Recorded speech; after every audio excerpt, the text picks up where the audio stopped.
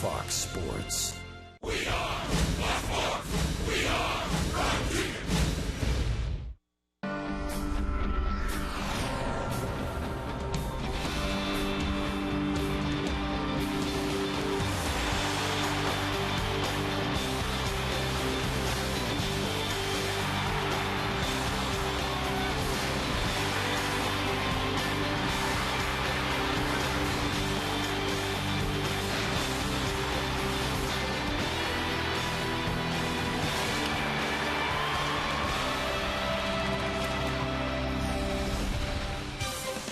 It's time for Dodger Baseball. Live from Dodger Stadium, Prime Ticket presents the Dodgers as they take on the New York Mets. Hi, everybody, and a very pleasant Wednesday evening to you, wherever you may be. Dodgers and Mets in their sixth meeting of the year, and the Mets have had their way. They've won 4 out of 5. New York playing very well. They've won 4 straight. And for the Dodgers, struggling the other way around, have not won since Friday night when Hiroki Kuroda was able to shut out the Angels 5-0. Kuroda will take a record of 6-9 to the mound, although he's pitched much better than that, and he is 1-4 lifetime against the Mets. Jonathan Neese, a left-hander with a record of 7-7, he'll be on the mound for New York. He started off the year 0-3, of late pitching well. Neese is now 7-4. So, upcoming, Dodgers and Mets, pull up a chair, and we'll have the ball game for you right after this.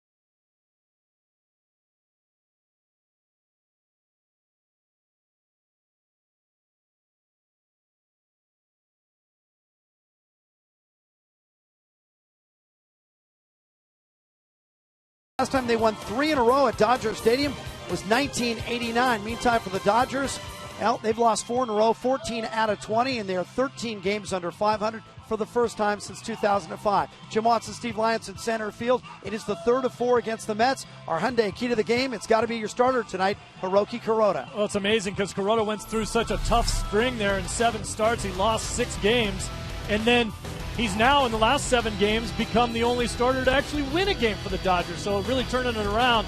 You see what he did against the Angels, 7 scoreless, gave up just 3 hits. He was brilliant in that one. He's got to be careful of 2 guys in the lineup right here, Beltran and Murphy. Both hit him very well. They're back-to-back in the order. He's got to be careful on those guys. Otherwise, I've said it before, I'll say it again. He's a guy when he's not throwing strikes is when he's great. He throws a lot of pitches that look like strikes that aren't. If he gets guys to swing at that, look for him to have a great game. And, of course, he could use a little run support as well. The Dodgers are getting hits. They're just not getting hits with runners in scoring position. They were 1 for 12 last night and getting shut out by the Mets. Dodgers trying to keep the Mets from a little bit of history, winning 3 in a row at Dodger Stadium. Kuroda making his 100th start.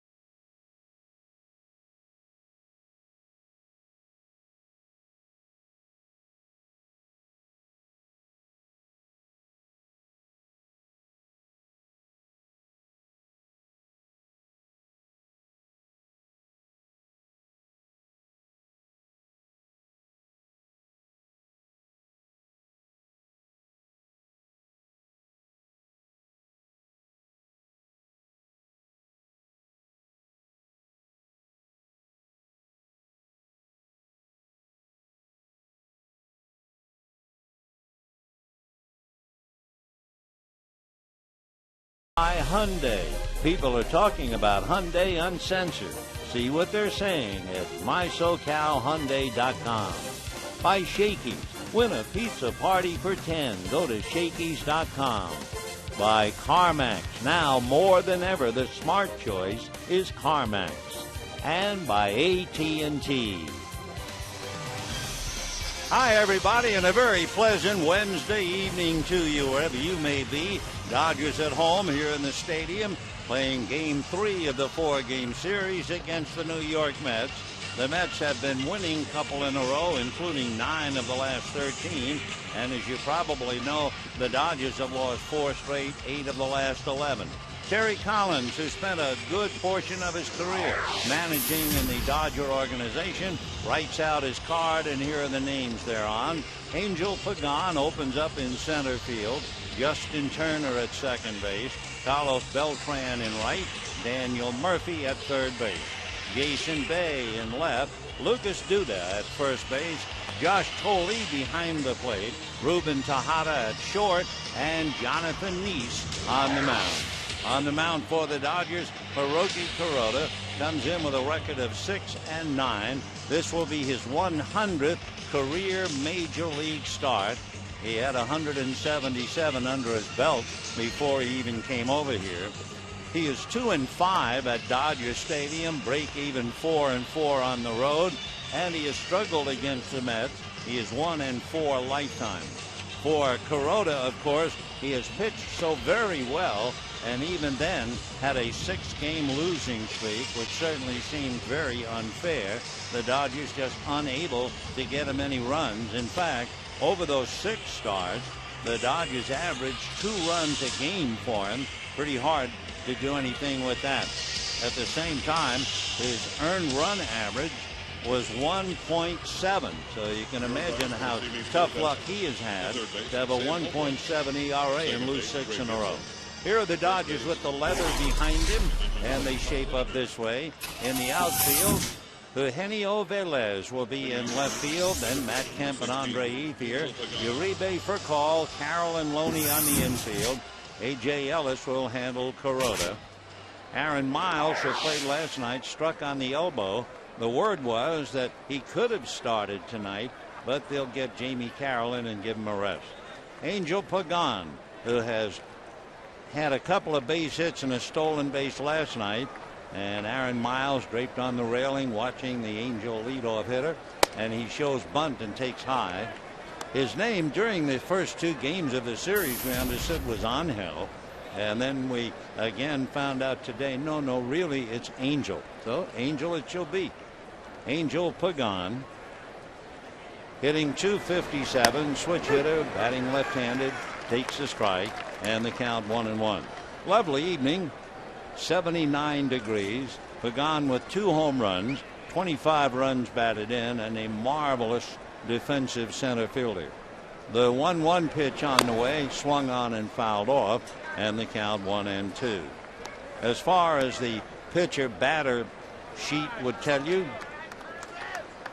Pagan 1 for 8 in the past against Hiroki Kuroda. So Kuroda up on top, right on the edge, the first base side of the rubber. Right-hander ready, and the 1-2 pitch coming up, and Pagan takes high, and a 2-ball, 2-strike count.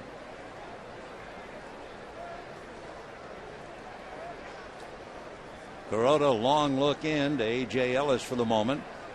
Outfield just about straight away. Matt Kemp shaded a tad towards left center, and the pitch low and inside. So the leadoff man runs the count all the way, 3-2.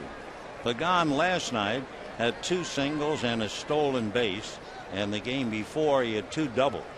So a tough hitter leading off the evening. Now the 3-2 pitch swung on, high fly ball into the gap in left center. Going back now is Velez to make the tag. So Pagan, long fly ball, and we have 1 away. And the batter now will be Justin Turner. So Turner, the second baseman, and so far in the series, he was 1 for 5 last night, and he was 0 for 3 the game before. So Justin 1 for 8, hitting .264. He has 2 home runs, 33 runs batted in. Kuroda into the windup, and the first pitch in for a strike, and the count 0-1. Justin Turner, among other things, had a 4-hit game against the Phillies. He's been hitting .375 with runners in scoring position, which makes him very valuable. He takes off the plate, and the count 1 ball and 1 strike. He has struggled, however, in this series, 1 for 8. Kuroda works quickly. Hiroki comes back 1-1. Fastball popped up, back of first, down the line. A trio of Dodgers, and the ball is going to drop amongst them. So the pop fly, as Carroll went out, Loney went back, Ethier came in, and it landed amongst them for the pop fly single. So Turner gets a gift, and of course what that does is put extra pressure on Hiroki Kuroda, because one of the top hitters, an all-star, Carlos Beltran, coming up. So Turner holding at first. He had a pop fly single similar to this one in the 3rd inning last night. So it was a kind of a repeat for the West Coast. And here is Beltran. A 10-game hitting streak, homered with a man aboard, and then singled and was aboard when Jason Bay homered last night. Carlos, 13 home runs, 57 runs batted in, Throw to first. Turner back on the bag. Beltran, as a switch hitter, can do his damage from either side of the plate. He has 8 home runs batting right-handed, 5 left. His numbers are better batting left-handed, hitting .304 from this side of the plate. Kuroda, a high set, comes to the plate and gets a strike. A lot of pressure on any Dodger pitcher in the series because the Mets are a running ball club. They lead the league. They have 85 stolen bases. It doesn't figure that Turner would run much. He has stolen 6 out of 8, but they certainly want to give Beltran his at-bat. Hiroki ready. Here he comes, and a splitter swung and missed, and the count 0-2. For Beltran, going up against Hirota in the past, Carlos 2 for 5 with a home run. So Carlos Beltran, a 6 times All-Star, along with teammate Jose Reyes. And of course the Mets and the National League have a lot at stake with Reyes. With that tight hamstring, he's unable to play, and he figures to be on the All-Star squad and play a lot. The strike 2 pitch coming up to Beltran, and he swings, fouls it off, and it's still 0-2. I mean, sure, it's one thing to play in the All-Star game, but the Mets begin the day trying desperately to catch up to Philadelphia. They trail by 10.5. So you can imagine Terry Collins saying to himself, well, wait a minute. He can't play for me now. Why would I want Jose Reyes to play and tear the hamstring and lose him for a month? And then meanwhile, Troy Tulowitzki has a bad 5. Here's the strike 2 pitch to Carlos Beltran. It swung on and missed. Fastball up at 92 and high. It looked like it might have been out of the strike zone. So Beltran strikes out, and with 2 down and a further look, it certainly was out of the zone. And the batter will be Daniel Murphy. Daniel Murphy hitting .302, 5 home runs, 35 runs batted in, left-hand batter, and a good one. Good enough to hit cleanup behind Beltran. He has a little 4-game hitting streak. Throw to first. Now with 2 out, now that Beltran has had his at-bat, Turner definitely a threat to go. For Daniel Murphy, for over a month, maybe 6 weeks, he's hit .353. So Turner takes a pretty good lead, held on by Loney. First inning, we're just starting, no score. Throw over there, and Turner back in head first. The rate of success for a running Mets club, they've stolen 85. The Dodgers' rate of success with 66 stolen bases is 80%. Kuroda out of a stretch, a look over his left shoulder, now to the plate, and Murph takes off the corner. 1 ball and no strikes. Game 3 of the 4-game series, final game tomorrow night. And that will be G and Kershaw, the Dodger All-Star representative, along with Matt Kemp. 1 ball and no strikes to Murphy. Kuroda ready, comes back, and there's a ground ball wide of third. Uribe is up with it, guns it to first in time, and that's the first inning. No runs, 1 hit, a man left, and at the end of half an inning, Mets nothing, Dodgers coming out.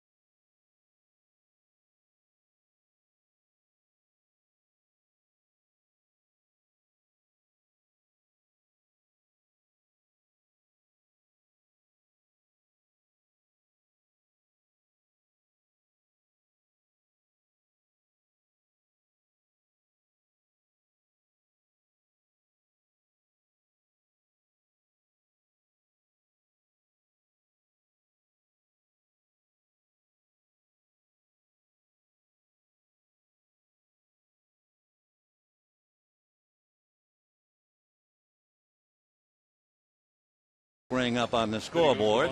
Now, here comes the Dodger lineup for the bottom half of the inning. Rafael Furcal at short, Jamie Carroll at second, and Andre Ethier in right field. Matt Kemp in center, Juan Uribe at third, James Loney at first. Making a start in left field. A.J. Ellis behind the plate. Hiroki Kuroda on the mound. On the mound, big Jonathan Neese. He is 6'4", 215. And the big left-hander delivers high. 1 ball and no strikes to Rafael Furcal. Against left-hand starters, the Dodgers are a break-even 11-11. The 1-0 pitch pulled on the ground. A diving stop by Daniel Murphy to throw out Furcal. Wonderful play. The Mets third baseman up looking bunt and had to react immediately, and that's exactly what he did. Meanwhile, maybe one of the favorite batteries in New York history. That's right, one of the all-time favorites. Jonathan Neese on the mound and his catcher Tolley. Now, why would it be one of the all-time favorite batteries? We'll tell you in between pitches to Jamie Carroll. And the left-hander's first pitch to Jamie in for a strike.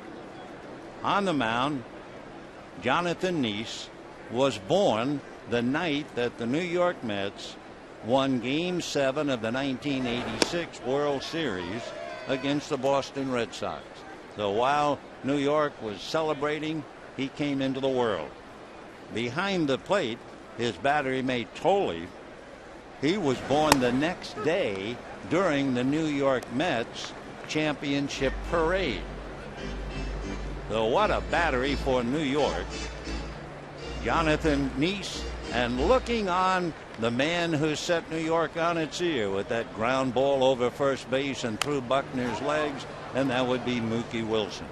So it's a storybook kind of a start for the Mets with Neese and Tolley and Mookie, the first base coach here. There aren't too many people who were there that night in 1986, but there are 3 of them for sure.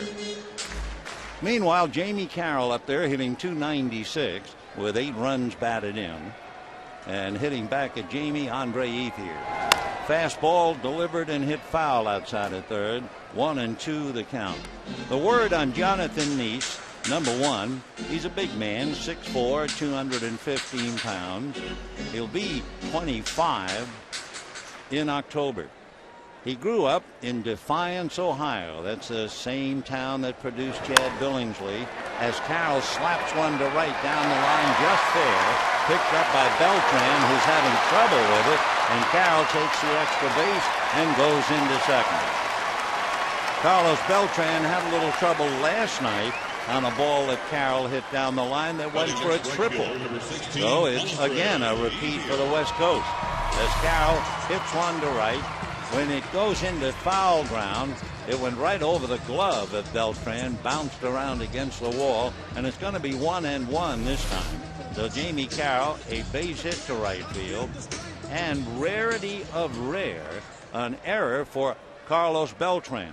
You know, the last error he made was here at Dodger Stadium, 2009, and a 3-time Gold Glover didn't even touch the ball the night that he got that error in 2009. Andre Ethier, who wasn't feeling well last night, in there tonight, takes a strike and the count 0-1. Andre hitting .317, 7 home runs, 41 runs batted in. Yeah, the Mets were playing the Dodgers here in 2009, and Pagan was playing center, and Beltran was out there as well. The pitch is off the plate, 1-1. Fly ball between the two. Beltran kept hollering he would take it. Pagan never quit going after the ball. Suddenly they both stopped. The ball dropped untouched, and they gave Carlos Beltran an error that night in 2009. And not until tonight did he make another error. So he's something out there in right field. Meanwhile, Jonathan Neese trying to work his way out of a 1-out spot. Wading up against Andre Ethier and Matt Kemp. Jonathan not only teammates with Chad in Defiance High School. Ethier swings, doesn't get it. They also played in the same Little League. And as we told you, he was born the night that the Mets won Game 7. Meanwhile, Billingsley watching the ball game, I'm sure, with a little bit of great interest right now. Jonathan Neese planned to go to the University of Cincinnati. He gets a pitch to Ethier. That's a called strike 3, and down goes Andre. Ethier, who has had a very good year, but he has continued to struggle against left-hand pitching. And a big curveball he tried to hold up and couldn't do it. Andre walks back with the knowledge that he's hitting about 235 against left-hand pitching. Now let's see what they do with Matt Kemp. Certainly the man in the Dodger lineup capable of winning the game all by himself. Matt hitting .325, 22 home runs, 64 runs batted in, and we'll see what Terry Collins does. Jonathan Neese set, ready, bends a curveball in for a strike. One of the things that Jonathan Neese, like a lot of young pitchers, did, he would throw an awful lot of fastballs, and they tell me he has a really good cutter and a wonderful curve, and he wasn't throwing the curveball. So they really got on him to constantly remind him. Strike one fastball, little comebacker. Neese jogs towards first, flips it to first, and then continues to the dugout.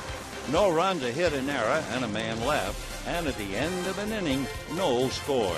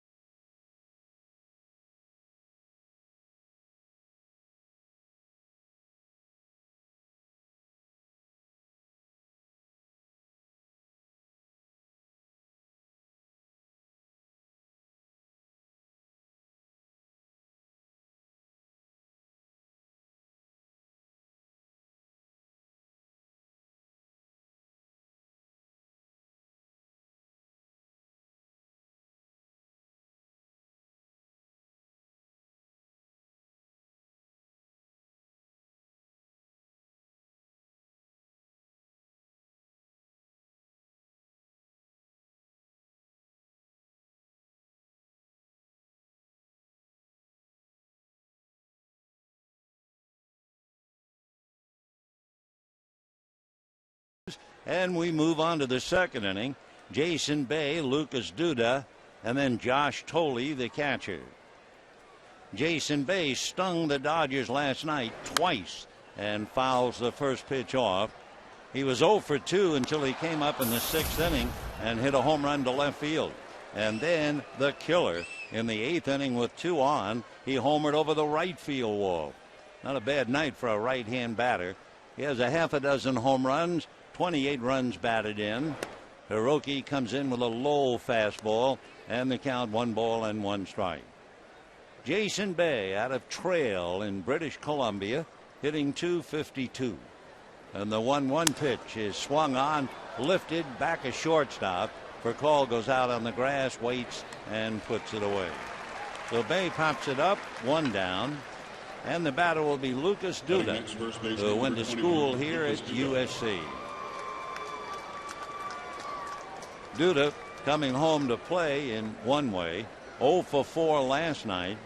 1 for 4 the game before. So 1 for 8 in the series. The big guy hitting .229 with 11 runs batted in. Kuroda ready. Here he comes and drops that first one in for a strike. And the count 0-1. Duda's best game so far in his young career. The end of June, he had a 4-hit game in Texas. The strike one pitch is pulled up along first. Fair ball. Great save by Loney to Kuroda. James Loney making a wonderful play, having to go across the foul line to handle it. He had to backhand the ball while on the dead run and then turned and accurately hit Kuroda coming to the bag. There was a lot going on for James Loney on that play. So 2 down, and the batter now, Josh Thole. There is another story about Josh Thole besides the fact he was born the day of the great Mets parade in 1986. It's about his dog. And if you're a dog lover, you certainly will enjoy it. Kuroda ready and delivers, and it's high, ball 1. Josh and his wife Catherine bought a Maltese poodle mix called Picca, P-I-C-C-A. Here's the 1-0 pitch on the way, taken for a strike. Well, they had the dog, got him home, and the dog would absolutely ignore them. No matter what they asked the dog to do, trying to call him to dinner, dog just would go his own merry way. He also pulls one into right field for a base hit. So a single for Thole will bring in Ruben Tejada. But let's get back to the dog. Well, finally, since the dog ignored him and his wife, they took the dog to a veterinarian. The veterinarian tested the dog and found out the dog was deaf. Well, a lot of folks would have given up the dog, but not Josh and Catherine. So he began to teach the dog sign language. Can you imagine the patience that took? And that dog is now responding to, sit and stay, that kind of stuff. Thole at first, Tejada at the plate. Kuroda ready, in the fastball lifted into right center on his horse is Matt Kemp, and that'll be that. So a base hit and nothing else. And for Josh Thole, he's left the board. And at the end of an inning and a half, no score.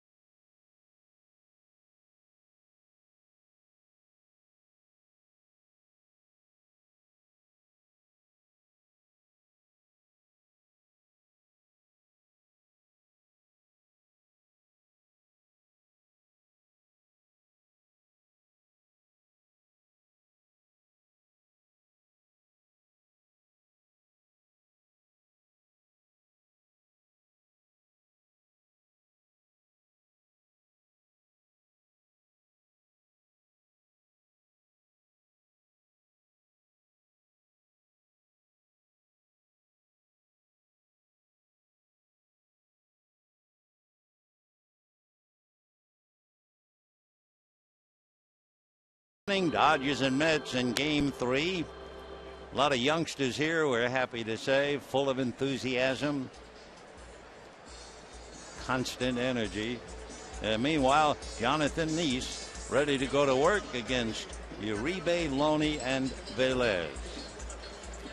Dodgers had that single Carroll, the error by Beltran, but they left Carroll at second base, which brings up yet another frustrating point for the Dodgers. The Mets are hitting .438 with runners in scoring position. The Dodgers are hitting .115. The Mets have 10 RBIs under those circumstances. The Dodgers have 3. So pretty tough for a fine hitter, Don Mattingly, to watch the outs. Uribe takes a pitch low and a 2-ball, no strike count. For the Dodgers, they have to think back to the 5th inning last night. They were trailing 2-0. And the 2-0 pitch, ground ball to short. Tejada up with it and guns it to first in plenty of time. And we have one away. Uribe last night came up with the bases loaded, 2 out, and he just couldn't hit the ball any harder than he did. But he hit it right at center fielder Pagan. If it goes anywhere else, the Dodgers tie up or even take the lead. But that's the way it's been going, or at least part of it. And we have one away. James Loney, who made that good defensive play on the ball hit by Duda, hitting .281, 4 home runs, 31 runs batted in, and the first pitch in for a strike, and the count 0-1.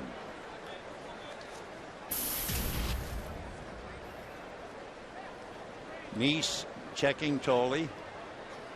Now big Jonathan, strike 1 pitch, fastball low, and a 1-ball, 1-strike count.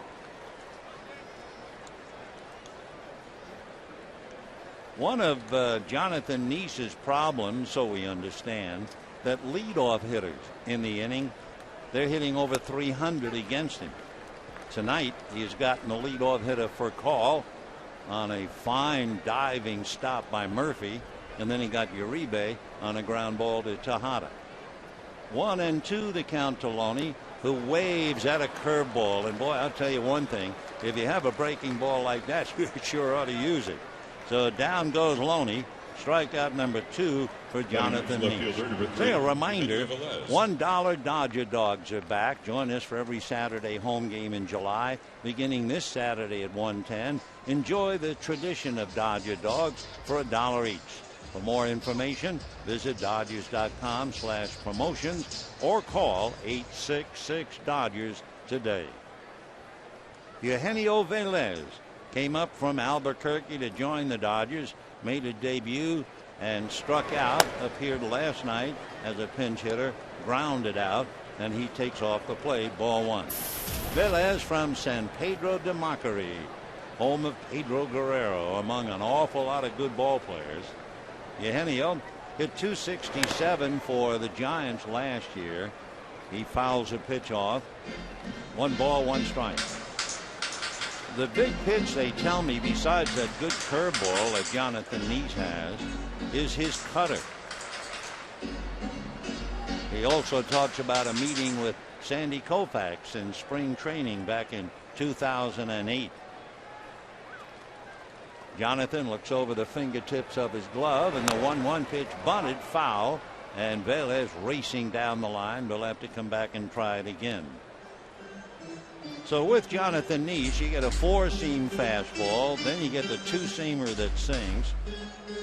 Then you have the cutter. Yeah, you expect that to go to right-hand batters. We've seen that 12-6 curveball to strike out Loney. He has a splitter. He used to have a circle change, I understand. However, he developed blisters. He has kind of a three-fingered grip for a change, but he doesn't throw the change up very often. Here's the 1-2 pitch coming up, and the fastball is low. 2-2 the count to Velez with A.J. Ellis on deck. Velez is 6'1", about 160 pounds, 29 years old, and waves at a pitch, and down he goes. 3rd strikeout for Jonathan Nice. So it's a nice 2 for Nice, and at the end of 2, no score.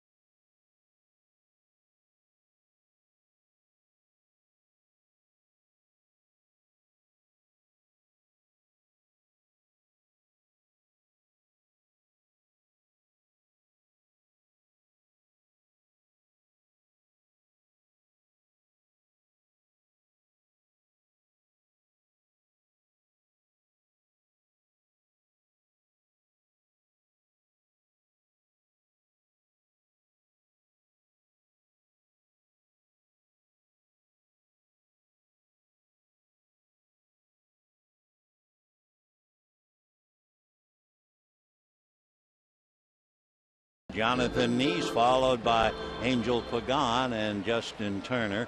We can duck in some scores. The Brewers beat the Diamondbacks 3-1. D-backs had a lead in the 7th inning, and Casey McGee pinch hit and hit a 3-run home run to give the Brewers the victory. Giovanni Gallardo won his 10th. Meanwhile, Neese takes off the plate, ball 1. The Padres are leading the Giants 2-1. That's Dustin Mosley against Madison Bumgarner. Ryan Ludwig doubled home 2. Pitch away, ball 2, 2-0. The Braves knocked off the Rockies 9-1. The Rockies are just not the Rockies, not without Carlos Gonzalez and Troy Tulowitzki. The 2-0 pitch in for a strike. Jer Jurgens became the National League's first 12-game winner. And Chipper Jones hit his 444th career home run for Atlanta. The 2-1 pitch, line drive, speared at shortstop by Furcal. So Jonathan Neese, who had 3 hits, including a triple this year, is robbed of a base hit as Furcal makes a diving one-hand catch of that bullet headed towards left center. So 1 away. A tough out, and the batter, Angel Pagan. By the way, Albert Pujols is in the St. Louis Cardinal lineup tonight, believe it or not, just a couple of weeks after he broke his left wrist.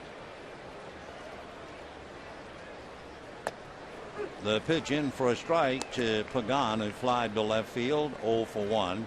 And one other note, Derek Jeter had a double tonight at Cleveland.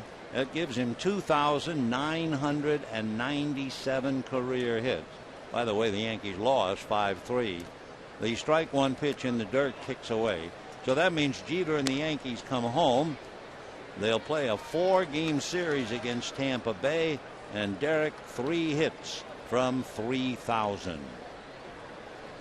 Meanwhile, Hiroki Kuroda has 1 out, 3rd inning, no score, and the 1-1 pitch on the way. Hiroki delivers, that swung on and missed.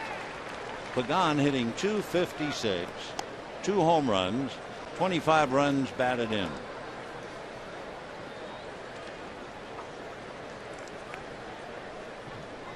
No runs, 2 hits for the Mets. No runs, 1 hit for the Dodgers. Pagan waiting, and the 1-2 pitch from Kuroda pulled on the ground of the hole, smothered by Carroll, up and at him to get him. So 2 fine defensive plays by Rafael Furcal and Jamie Carroll. The Mets robbed of hits, and we have 2 out here in the 3rd. And the batter will be Justin Turner. Of course, it's the same old story year after year. If you get a pitcher out there with control, you can always count on the fact you'll see a couple of fine defensive plays, because they're all on their toes when a guy's throwing strikes. Turner singled to right in the 1st inning, just a pop fly that dropped amongst 3 Dodgers. He fouls the pitch away, and the count 0-1. Turner hitting .268.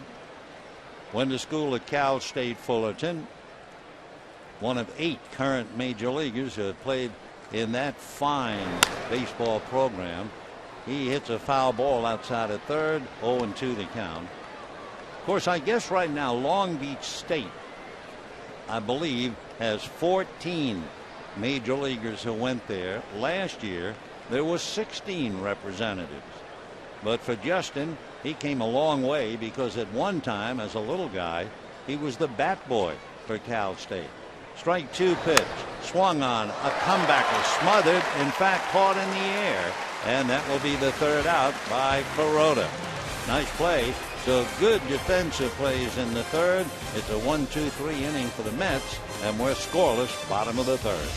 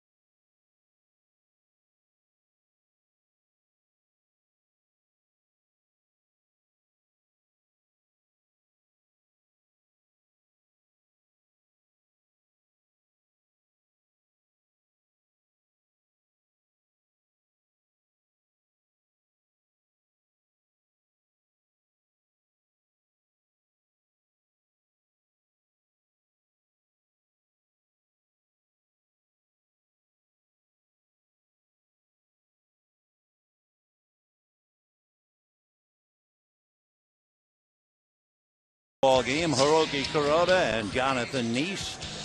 For the Dodgers, it'll be A.J. Ellis, then Kuroda and Furcal. Hiroki made 11 pitches in the top of the third, a total of 35 in the game. Jonathan Nice has made 26 pitches as he works on Ellis. Fastball off the plate, 1 ball and no strikes. A.J. batting .225, 5 runs batted in. Right-hand batter tries to golf a pitch and doesn't get it, and a 1 ball, 1 strike count. For Jonathan Nice, 2 years ago, he had a terrible time, a completely torn hamstring that ended his season in August of 2009. The 1-1 pitch is fouled away. The tendon torn completely off the bone in his right leg, and there was surgery. What happened? He was covering first base.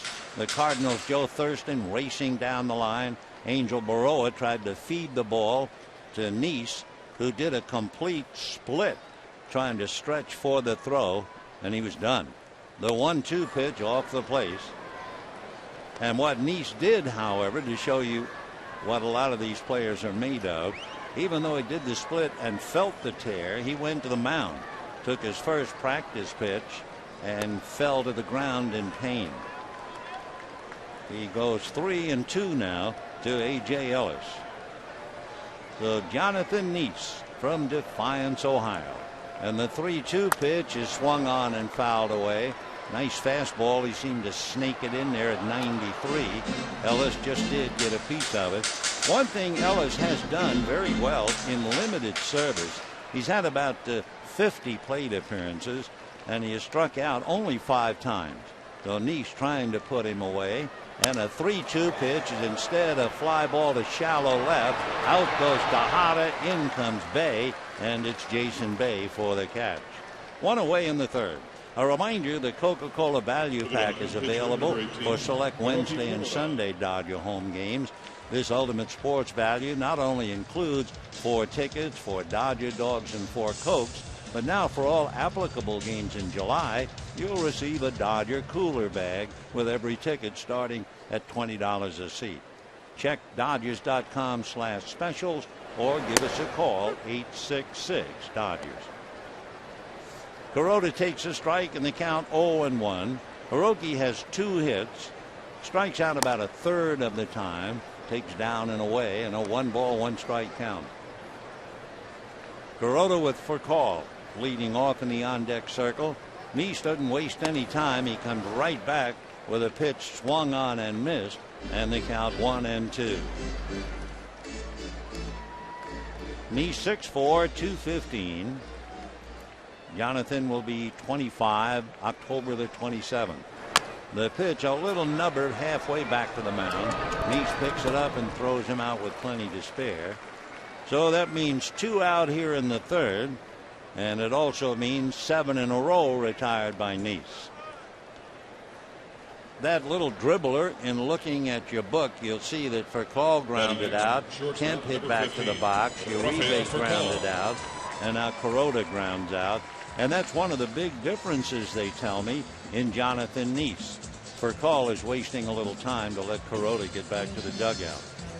But now, something like 22% increase in ground balls put in play as Jonathan Nice continues to grow as a big league pitcher.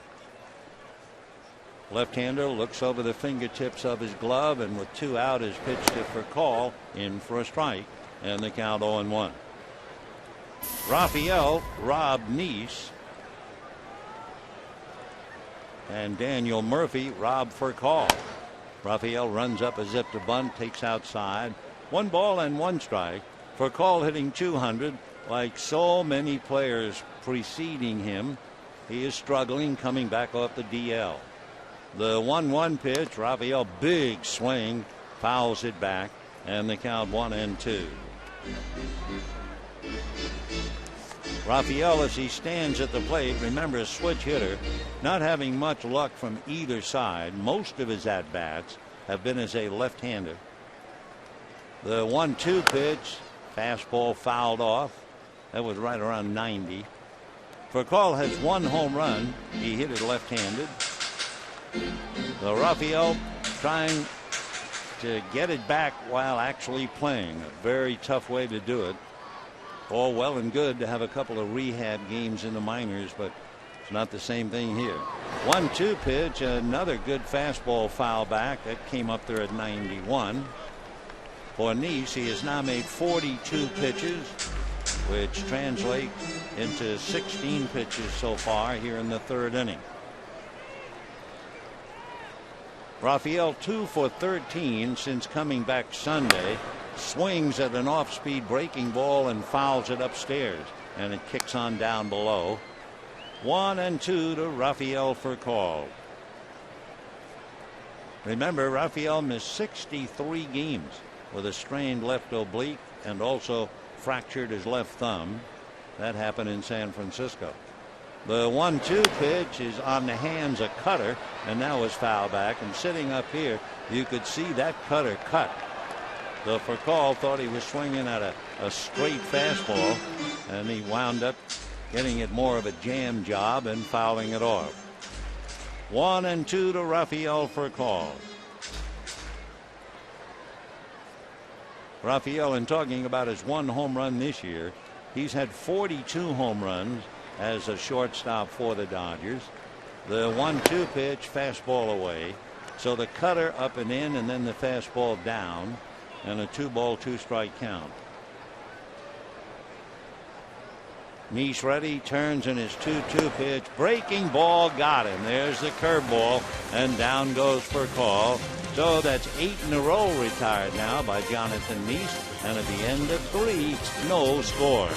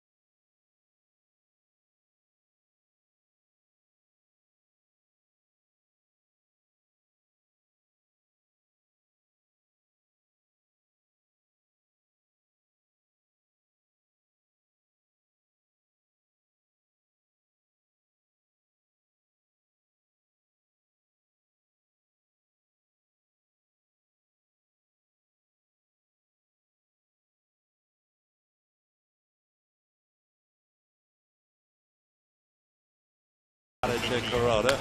Then there was the diving one-hand catch by Furcal of a line drive, and then it was Jamie Carroll taking a base hit away. So with the fine defensive play, the Mets and the Dodgers scoreless, and we go to the fourth. Beltran, Murphy, and Bay, big boys coming up for New York. Fouled away, 0-1. For Beltran to strike out in the first inning with a man aboard is a little different. He came into this series hitting .245 with the bases empty, .312 with runners on. He's got all kinds of glistening credentials, and he 1 ball, 1 strike. American League Rookie of the Year, 3 Gold Gloves, 6-time All-Star. 1-1. 34 years old, from Manatee in Puerto Rico. 1 ball and 1 strike.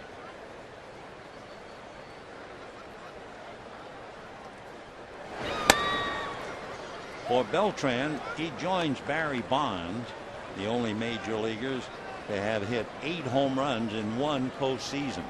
Beltran did it for Houston back in 2004.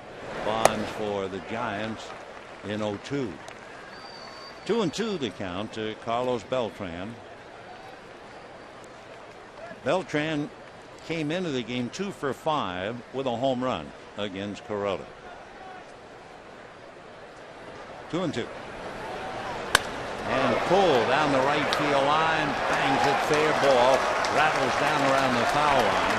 Coming over to get it is Ethier, and Beltran will hold up with a long double. So Carlos Beltran with his 25th double.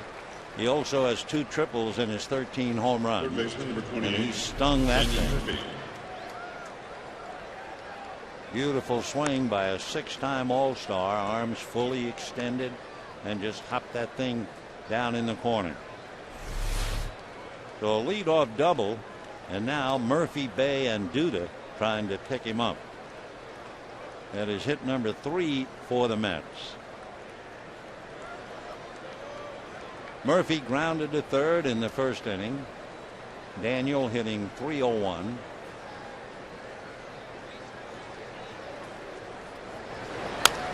Goes the other way, foul. 0-1 the count.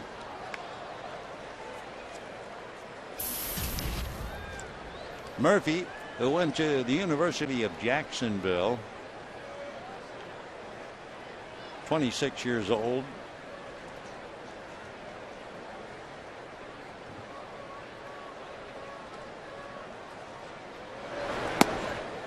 One ball and 1 strike. It's an old story in baseball. The scout or the executive goes to see one player and falls in love with the other. And that's what happened. Mets Vice President Tony Bernazard went to see his son Anthony play at the University of Jacksonville, and he took one look at Murphy and signed him. Line down the line, foul. 1-2 the count.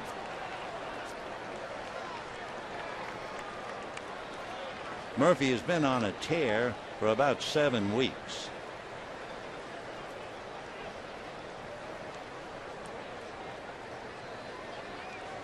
Carlos Beltran at second, looking for a ride home. Nobody out.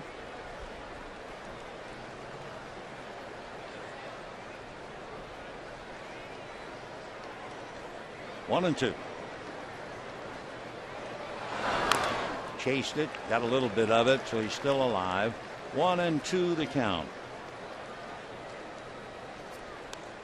Hiroki Kuroda out of Osaka.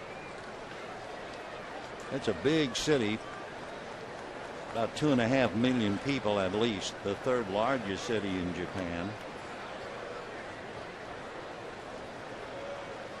They have 2 teams in Osaka that share a domed stadium, the Oryx Buffaloes and the Hanshin Tigers.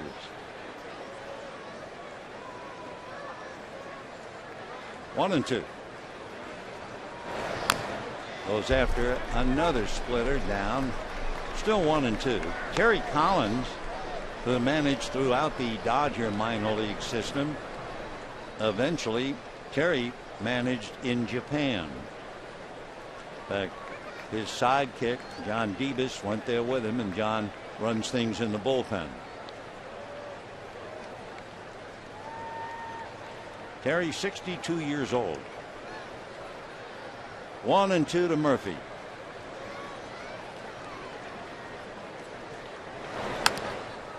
He keeps fouling them off. One of the things they said about Murphy coming in, he's about in the top 10 as far as making contact.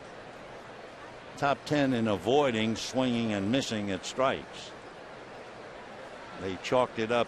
They really follow ball players in this day and age. His swing and miss, something like 9%. Kuroda trying to put him away and not advance Beltran. 1-2 to Murphy. Little dribbler. It'll be Loney feeding his man Kuroda. Close play. Murphy down the line. And at least he succeeded in moving Beltran to third. So 1 out. Beltran 90 feet away, and Jason Bay trying to pick him up. Bay popped up in the second inning. He has 3 sacrifice flies. Dodger infield, they started to come up. They're halfway on the right. Furcal is back a bit. And Bay settles in.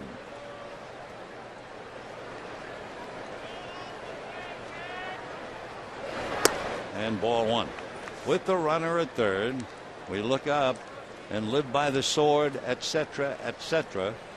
With that splitter, Kuroda has 10 wild pitches. So a lot of pressure on A.J. Ellis, and Beltran walking down the line. Comebacker.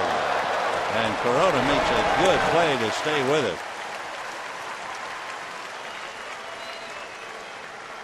So that ball was hit hard, and Lucas Duda coming up.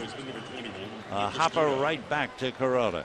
So Beltran had nowhere to go, and with 2 out, the big left-hand hitter checks in. Duda was robbed of a hit. That was that combination play of Loney backhanding the ground ball over the bag and Kuroda covering.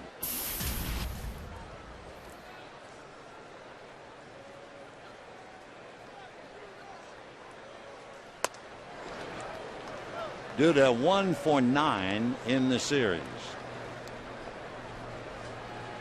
Looking down at third to Chip Hale for the moment. Chip Hale coaching at third. At one time played for the Dodgers briefly. 1997. And ball 2. That was a pretty good save by A.J. Ellis. That splitter can very easily go to the backstop.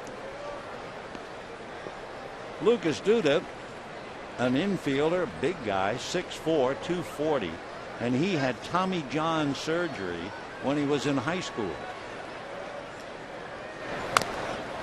2-1. He was the Mets organizational player of the year last year, playing at Binghamton and Buffalo. Totaled a .304 batting average, 23 home runs in 115 games. He accepted a scholarship to go to SC, and he spent 3 years on campus. Beltran at third, 2 out, led off the inning with a double. Murphy grounded out to get him to third. Bay hit back to the box, and here's Duda trying to pick him up. 2-1. Pulled over the bag. This time Loney couldn't get to it, so the run scores, and Duda goes into second base and will stop there with a double. So for the Mets, they put together their favorite weapon in this series, and that would be the double. So they've had 2 doubles already tonight. They had 1 double last night, and they had 4 doubles in the first game. So 1-0 in favor of the Mets. Duda comes up with a big RBI. And now Josh Thole, the catcher, he of the patience who taught a deaf dog how to obey commands, and they're going to take the bat right out of his hand. One thing about Thole, he said, the dog will read the signs of stay and sit, but he said if I take the dog out of the house and the dog starts to run away, I have to run after him because I can't holler and call the dog's name. He won't hear me. Thole, who's from Breeze Loop, Illinois.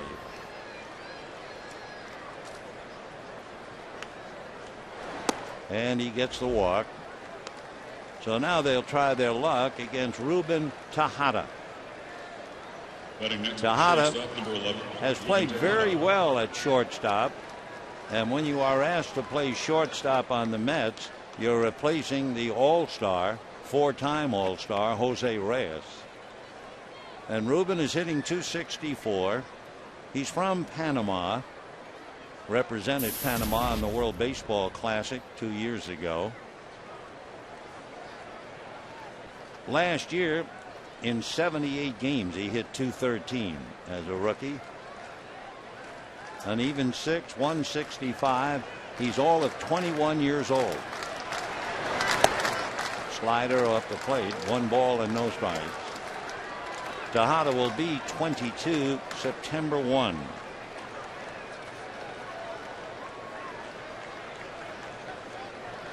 2 on. Duda at second, Tolley at first. 1-0 Mets. Fastball. And for Kuroda, he hits 91 on the gun. 1 ball and 1 strike. Kuroda has allowed 4 hits and the run. Dodgers have 1 hit and no runs.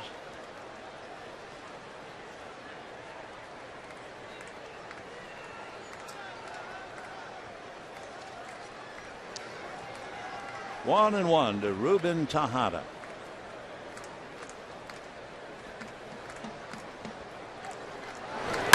And ground ball for Call.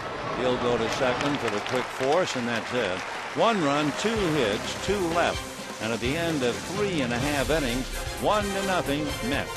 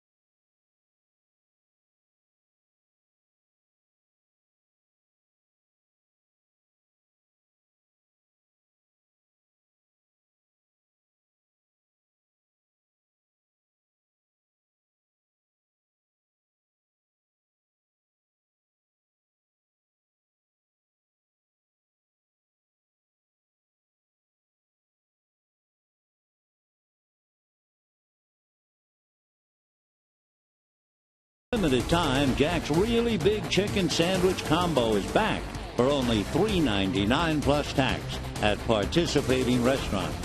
And by your Southern California Ford dealers. Visit us today and trade up to Ford. Bottom of the 4th inning, the Mets put together a couple of doubles. Might have been worse, except a good defensive play by Kuroda to limit the Mets to 1, and they take a 1-0 lead into the bottom of the 4th inning. Jamie Carroll, Andre Ethier, and Matt Kemp against Jonathan Neese. Jamie Carroll single to right. Ball got away from Beltran for the rarest of the rare error, and Jamie was left at second base in the 1st inning. 1,000 games in the major leagues. And a strike.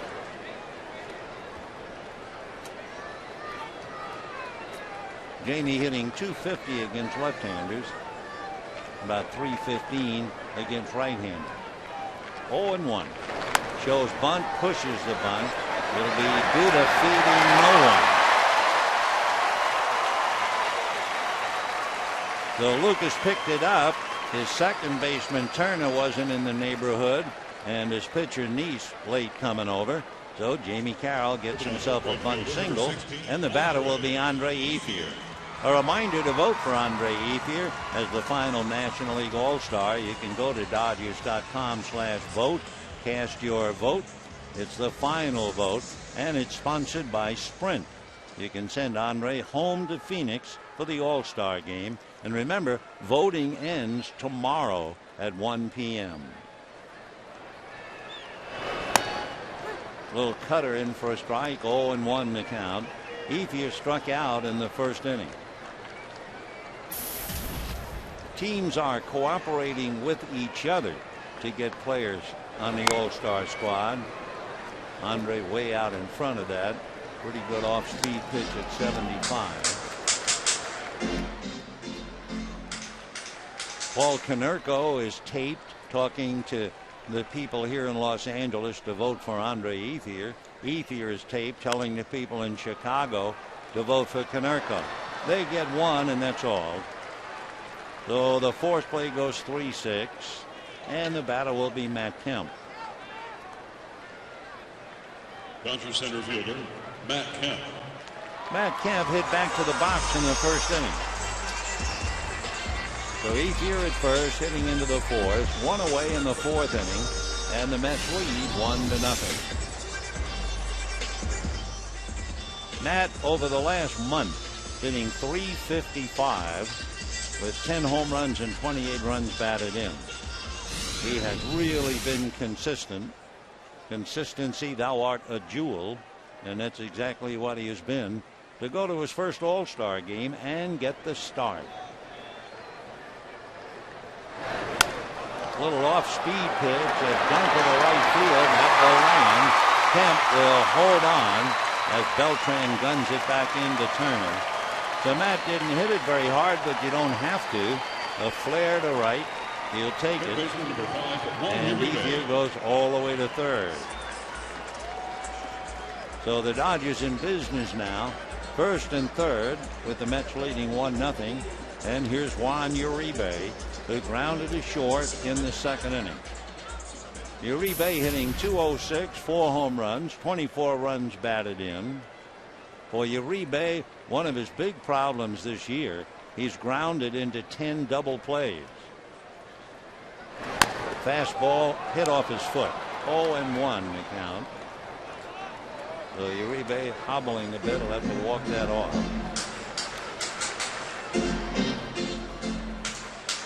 So Juan not quite ready.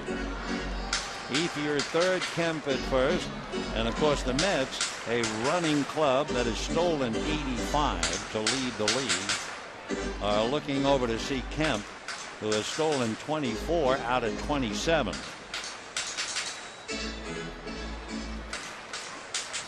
Matt Kemp last night had 2 stolen bases against Pelfrey. Capuano did a very good job of keeping him on in game 1. Fastball hit to the hole. That's going to get the run in. The only out is at first. So Uribe goes the other way. That picks up Ethier to tie up the game. Down to second goes Kemp. Uribe gets a run batted in, and we're even at 1. So James Loney coming up now. Loney struck out in the second inning on a great curveball. Uribe, having fouled that ball off his foot, was obviously limping as he goes back to the dugout, and he's limping in the dugout. So let's see if he can continue. He's hurting. So we have a 1-1 tie with 2 out. Uribe gets off his feet and shows the fact that he's hurting. Slow breaking ball lifted to shallow left field, and there's Jason Bay. So Loney a fly ball to left, but the Dodgers come back for a run on 2 hits, and we're even 1-1.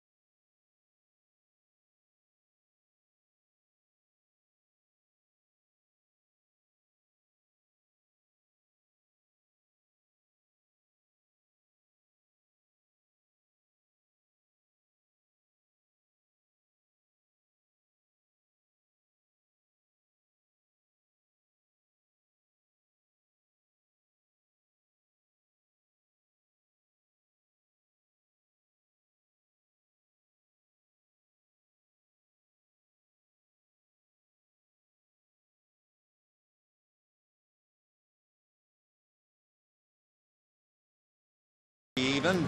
Kuroda has made 59 pitches. Nice has made 55. And here we are in the 5th inning, and it'll be Jonathan Nice followed by Angel Pagan and then Justin Turner. Nice hit the ball hard in the 3rd inning. Line drive, looked like a base hit. Only Rafael Furcal, a diving one-hand catch to take the hit away.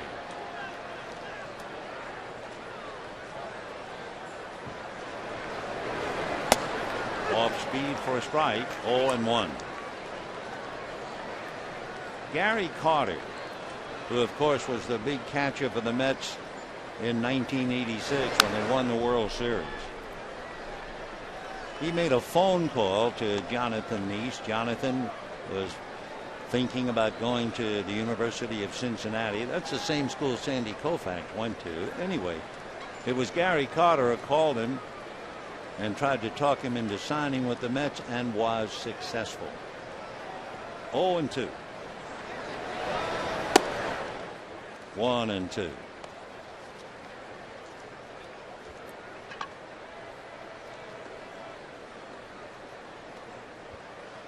Jonathan at 6'4" gives you a nice strike zone.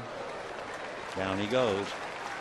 So we have one out here in the 5th inning, and the batter will be Angel Pagan. Well, we've gone from 16 to the final 2 greatest moments in All-Star history. Go to MLB.com/moments. Vote now for your favorite classic moment, and then tune in Major League Baseball All-Star Game Tuesday, July 12th, 5 p.m. on Fox, and find out what was the greatest moment selected by the fans. Here's Pagan, fly to left, grounded out, hitting .255, 2 home runs, 25 runs batted in, and a strike.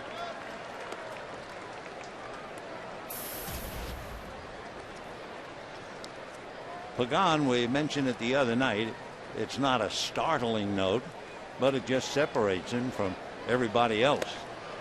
He's the first player ever to hit his first 2 major league home runs on his birthday. He did it July the 2nd, 5 years ago. He was with the Cubs then. 1 ball and 1 strike. 2-1.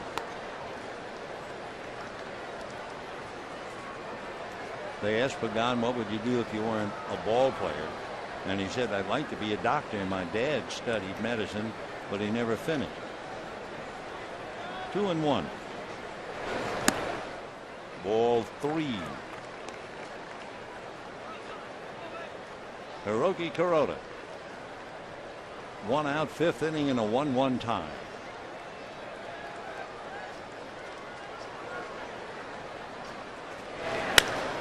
Foul ball way down the left field line, out of play. 3-2 the count.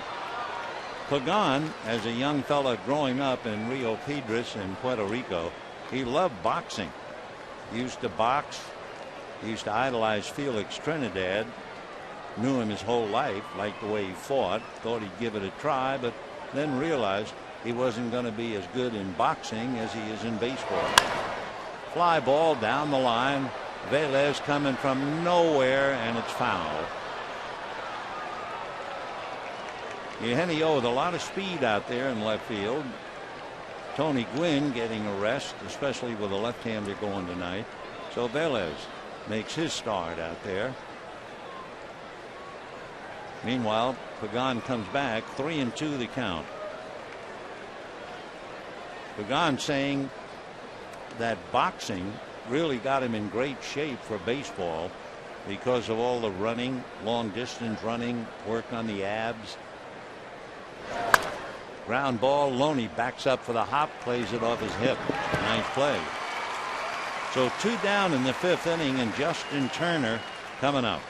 Okay, time for you to do a little thinking. Here's the trivia question.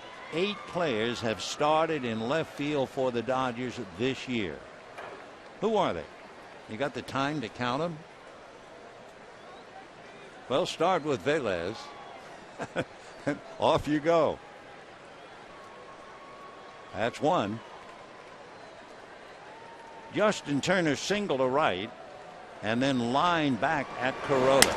And he promptly hits a flare, and Carroll out to snare it. And a nice easy inning for Hiroki. Down go the Mets, and at the end of 4 1/2, a 1-1 tie.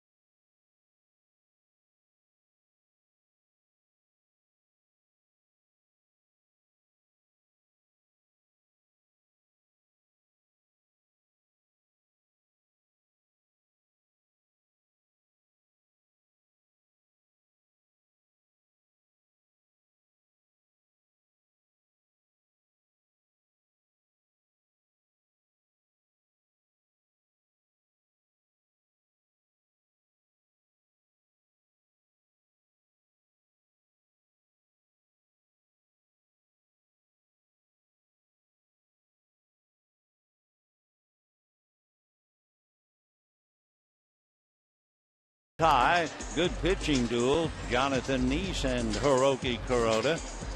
Eugenio Velez tried to bunt for a base hit in the second inning, so the Mets remember that. They pull up the corners as Velez, who then struck out in the second inning, up for his second at bat.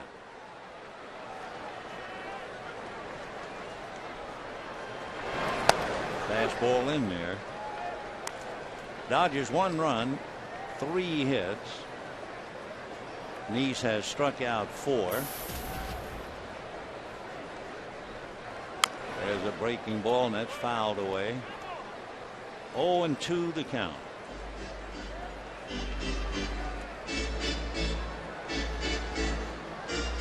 Eugenio Velez. Bottom 3 in the Dodger lineup.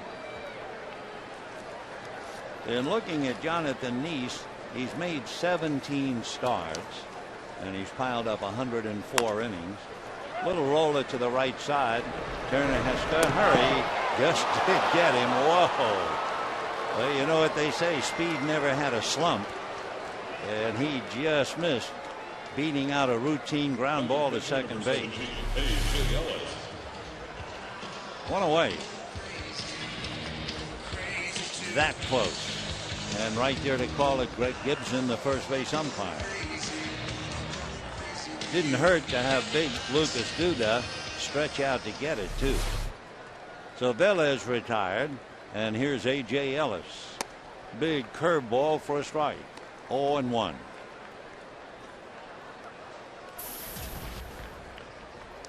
Dodgers rally started on a bunt by Jamie Carroll in the 4th inning, and they got the tying run.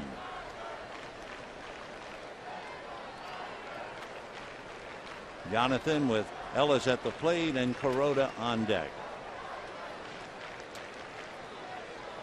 He's made 60 pitches, and the fastball hit foul.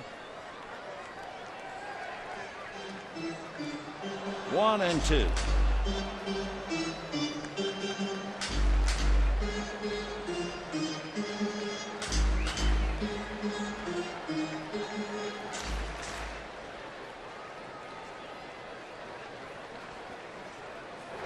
Curveball.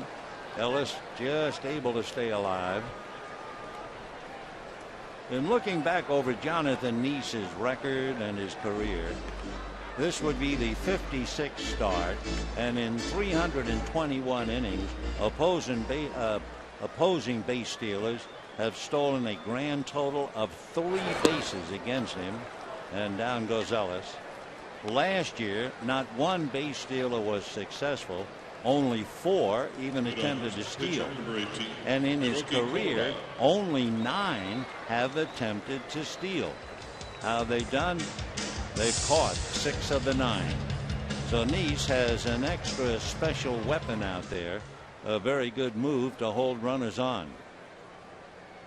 So here's Kuroda showing bunt, strike. 5 strikeouts for Jonathan. 0-1 to Hiroki in a 1-1 tie. Fastball. Gets that at 90. No balls and 2 strikes.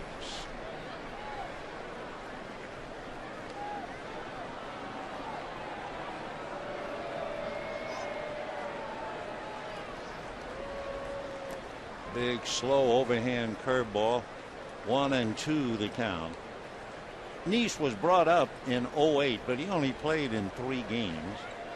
In 09, just 5. Then from Buffalo, he brought up last year, was in 30 games. That's a foul ball. And for Jonathan Nice right now, he's in his 18th start.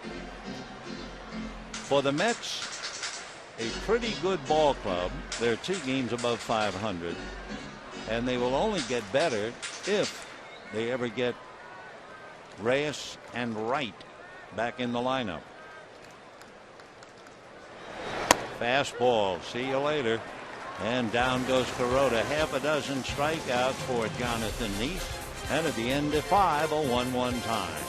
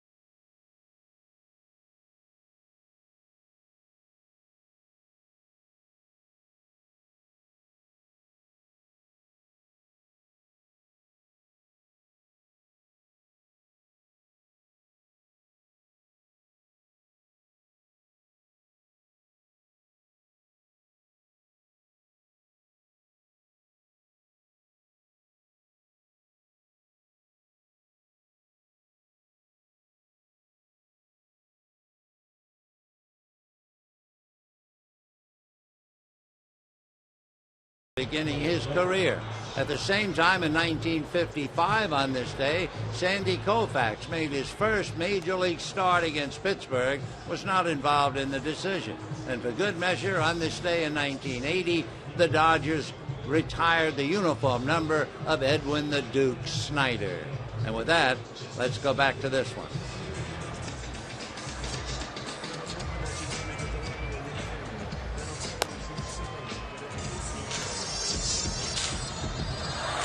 Hiroki Kuroda and Jonathan Nice locked in a good ball game. 1 run, 4 hits for the Mets. 1 run, 3 hits for the Dodgers. Nice polishing off the Dodgers on 13 pitches, so he's made 68 through 5, while striking out a half a dozen. For Kuroda, he picked up a strikeout of Beltran, of all people, in the first inning. And then his second strikeout was Nice. So 1-1. And here's Beltran, Murphy, and Bay. 1 ball and no strikes to Carlos.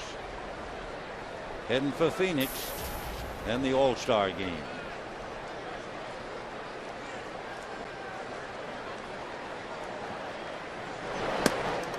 Ball 2. Now I'll tell you something about Carlos Beltran. He is 3rd in the league in swinging at a 2-0 pitch. And that 2-0 pitch has hurt Kuroda throughout his major league career. Hits the bag, goes on down the line, and Beltran is on his way to second base. It's amazing sometimes the statistical research will pay off. There you have a guy who hits 2-0 all the time, and then you have Kuroda. The 2-0 pitch for Kuroda has really been a crown of thorns. Opponents have hit better than 500 against Kuroda on that 2-0 pitch. In fact, earlier this year, they were hitting .714 against Kuroda on the 2-0 pitch. So no surprise that Beltran comes up with his second double and starting off the inning. So here's Murphy, shows bunt, dumps it foul. 0-1. So for the Mets and for Terry Collins, 3 more doubles. They've had 8 doubles in the 3 games. Chip Hale, a Dodger back in 1997.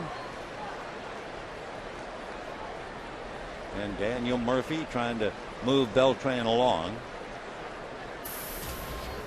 Murph grounded out to Loney in the 4th inning to move Beltran to 3rd.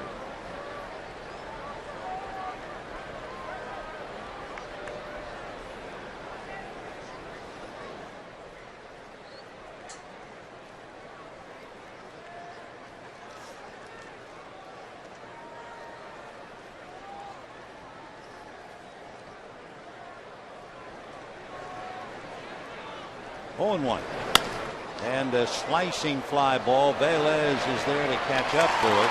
Beltran fakes, and it was a good fake. So much so that he got Velez to throw it over 3rd, and Carlos takes 3rd. Now there was a time when Beltran ran wild on the bases. In fact, you could go back when he was with the Royals 8 years ago. He had 41 stolen bases. He used to love to run. But over the years, stolen bases have pretty much disappeared, but not his thinking. So he tagged and he just drew that error from Velez. So Murphy a fly ball to left. The error puts Beltran at 3rd, and the infield now about halfway for the moment with Jason Bay. Now Bay popped to short, hit a hopper that was flagged nicely by Kuroda in the 4th inning.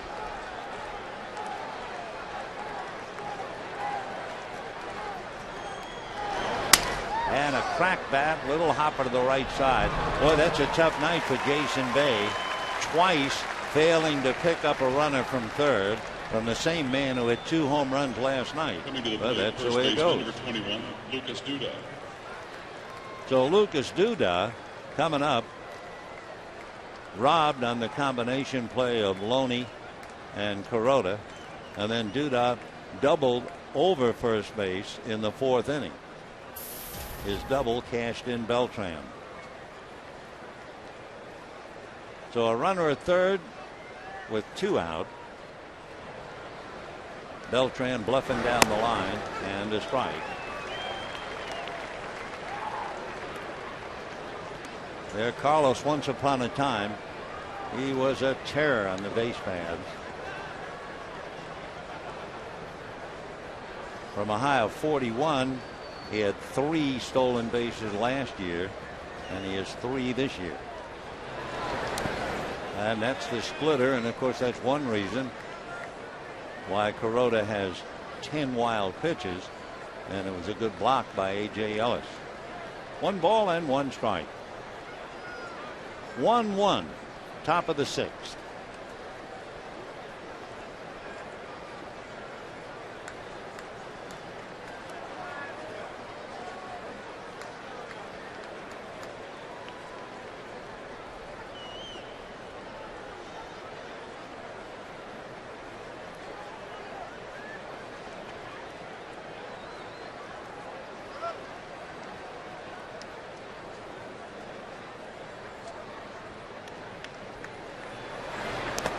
and that one got away. And here comes Beltran. So, as we said earlier, live by the sword, etc. And the 11th wild pitch cashes in the go-ahead run. And the Mets lead 2-1. Down and dirty. Ellis had that thing just eat him up, and then he lost sight. Where is it? Hit him in the chin, and by the time Kuroda picked it up, no play for Beltran. So on the wild pitch, the Mets take a 2-1 lead. And if you're Mattingly or anybody else in the dugout, you keep saying, when will it stop? The throwing error by Velez is cashed in. 2-1. And a broken bat and a fly ball single. So Duda breaks the bat in pieces. The batter then will be Josh Thole. So a double to right and then a broken bat single to right. Duda 2 for 3. Might have had another hit, except for that fine play by Loney in the second inning. So the Mets have 2 runs on 6 hits. Still 2 out. Thole single to right and walk. 1 for 1. And ball 1. Thole, we mentioned, is from Breeze, Illinois. He was a catcher in high school. Pretty much stayed at that position throughout his career. And a fly ball down the left field line, slicing foul out of play. Mets 2 runs, 6 hits. Dodgers 1 run, 3 hits. I'm sure we have a lot of people here joining us now that might not have been with us at the start of the game. And again, we can tell you, Josh Thole, the catcher who's at the plate, was born the day after the New York Mets won the World Championship in 1986. He arrived in this world during the parade. And the pitcher, Jonathan Neese, was born the night before Game 7. He came into the world as the Mets were beating the Red Sox. What a battery for New York. 1-1. In the dirt, ball 2. And of course, down there in the first base coaching box, vitally involved, Mookie Wilson. Little did he know, not only the ground ball through Buckner's legs and the winning run, but the fact he'd be coaching 2 babies. Amazing. Absolutely amazing. 2-1 to Thole.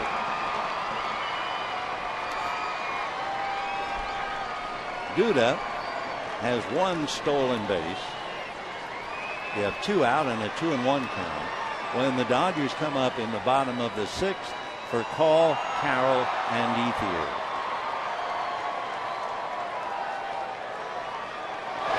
Fastball hit to the hole through. Nice bit of hitting. So Kuroda tries to go away, and Thole just takes him that way. That's the 3rd hit in the inning. Runners at first and second, and Ruben Tejada will be coming up. Rick Honeycutt on the phone, so in a moment they'll be moving the furniture around in the pen and getting somebody ready. For Kuroda, he has made 86 pitches. 14 pitches here in the 6th inning. So you had Beltran double, took 3rd after the fly ball by Murphy to left field when he bluffed stealing 3rd, and Velez overthrew 3rd base, allowing Beltran to reach 3rd, and he scored on a wild pitch. Then you had, with 2 out, singles, a broken bat by Duda, and the line drive single to left by Thole. Scott Elbert up in the Dodger bullpen. Elbert did not pitch last night He made 9 pitches in the game before. All right, Honeycutt leaves. Plate umpire Jerry Davis, the crew chief, going out to make sure he could move it along. And those are the numbers for Kuroda.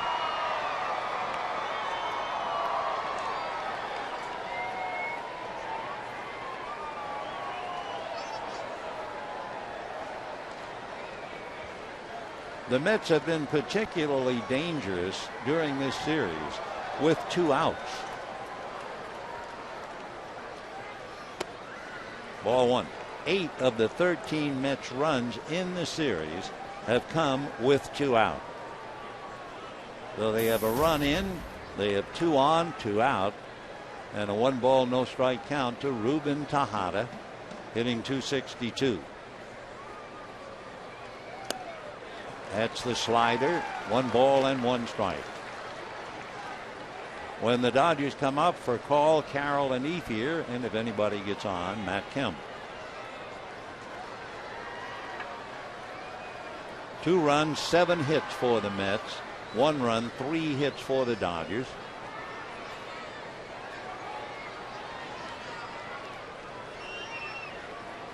Fastball sliced into the gap in right center, and there's nobody there.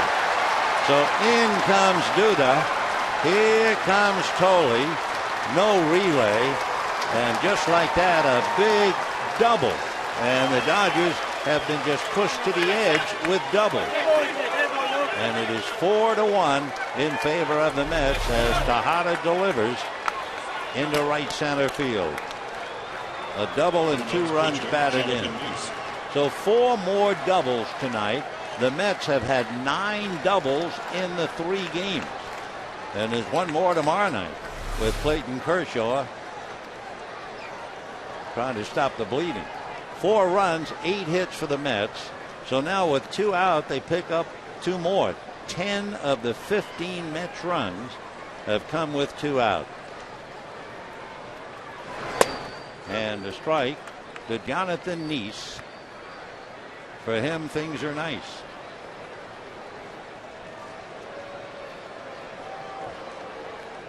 Oh, and 1. John lined out to short. For Call took a hit away from him. And then last time up, struck out.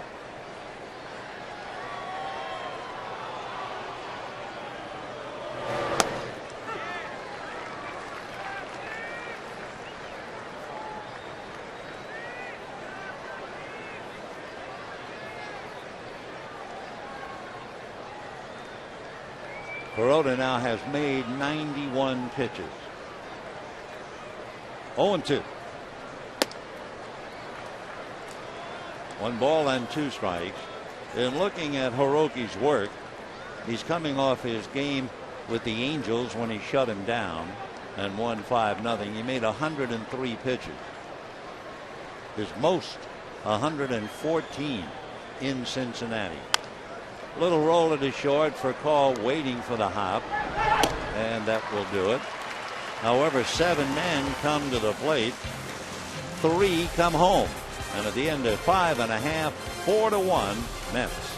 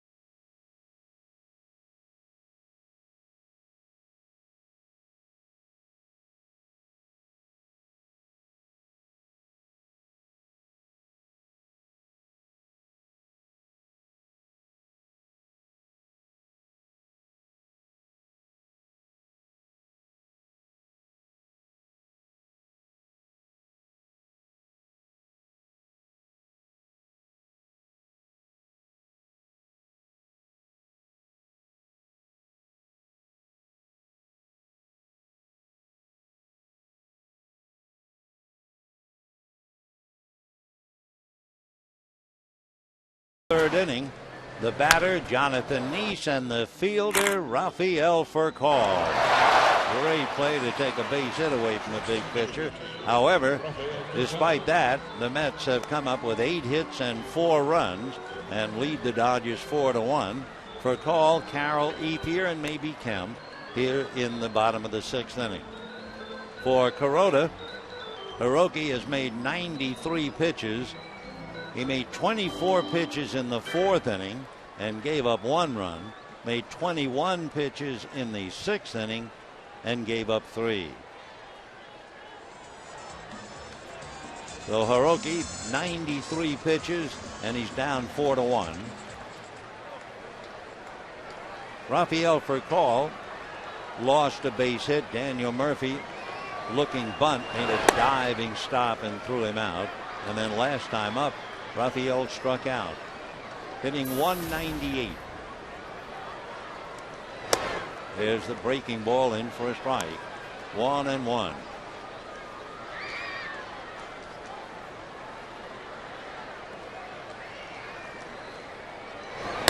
And that's in there. 1-2. So Neese in a nice rhythm for the moment. He had retired 8 in a row. Surrendered a run in the 4th inning, then retired the side in order in the 5th.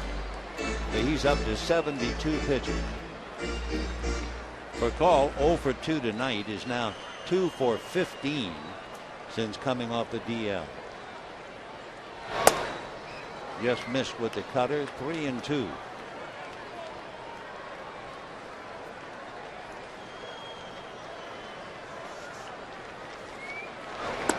And walks him. So Furcal opens up with a walk. Remember the trivia question? We were talking about one position, left field. 8 players have started for the Dodgers in left field. Who are they? Jerry Sands, Tony Gwynn, Marcus Thames, Jay Gibbons, Trent Olson, Jamie Hoffman, Xavier Paul, Eugenio Velez. So Olson, Gwynn, Thames, and Velez are still here. Carroll single to right, bunted for a base hit and a strike.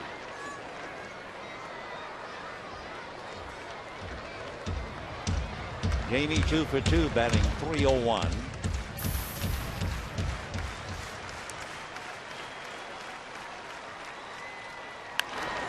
And pulled foul. Carroll is a good contact hitter, so you can put a play on, but of course no balls and 2 strikes, that's asking a lot.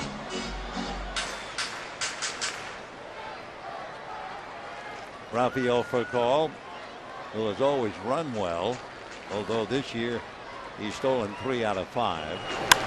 And a little flare, that's better than anything for him as it drops.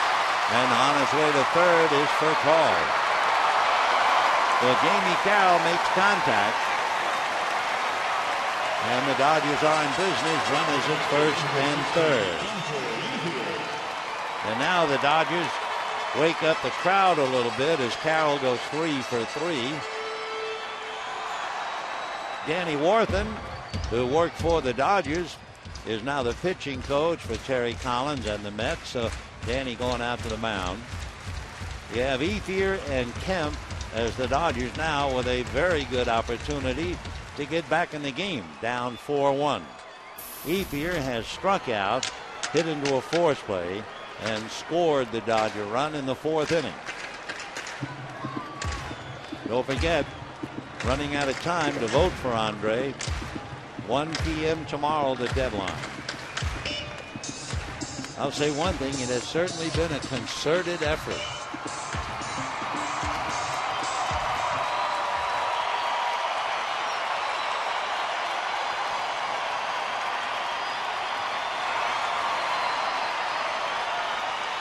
Furcal at third, Carroll at first. And a fastball hit to the hole, base hit. The run scores. Carroll stops at second. And it is 4-2 Mets. You know, you sit up here and you watch a game, and you see the different pitches, and you say to yourself in that spot, why in the world would they throw Ethier a fastball from a left-hand pitcher? But it's not a second guess, it's just a thought. And remember, Danny Warthen went out to talk to him. Anyway, Ethier, who thrives on fastballs from left-handers, singles to left, picks up the run. And the Dodgers now have the tying runs aboard with Matt Kemp. Kemp hit back to the box, single to right, 1 for 2.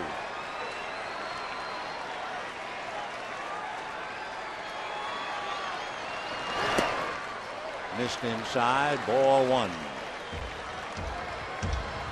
Matt hitting .326, 22 home runs, 64 runs batted in. DJ Carrasco is up. In looking at his numbers, Jonathan Neese usually goes about 6 innings, like Capuano. Slow curveball, 1-1. A curveball up there at 78.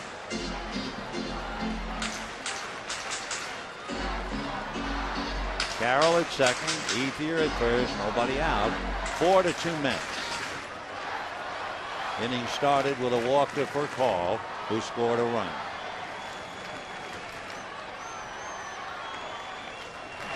And another curveball hit to short. They will get a force. They will get only a force. So Matt Kemp, with a last burst of speed, avoids hitting into the double play. He's hit in 11.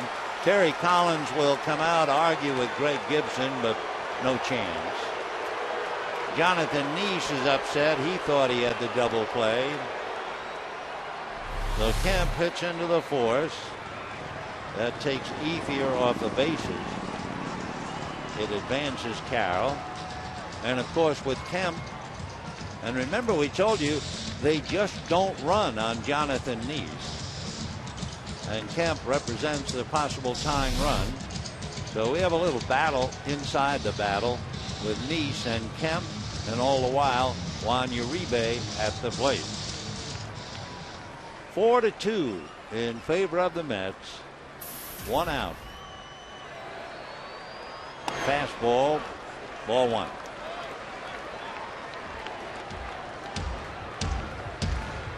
Uribe grounded to short, grounded to second, and he has a bad foot, remember, from the foul ball.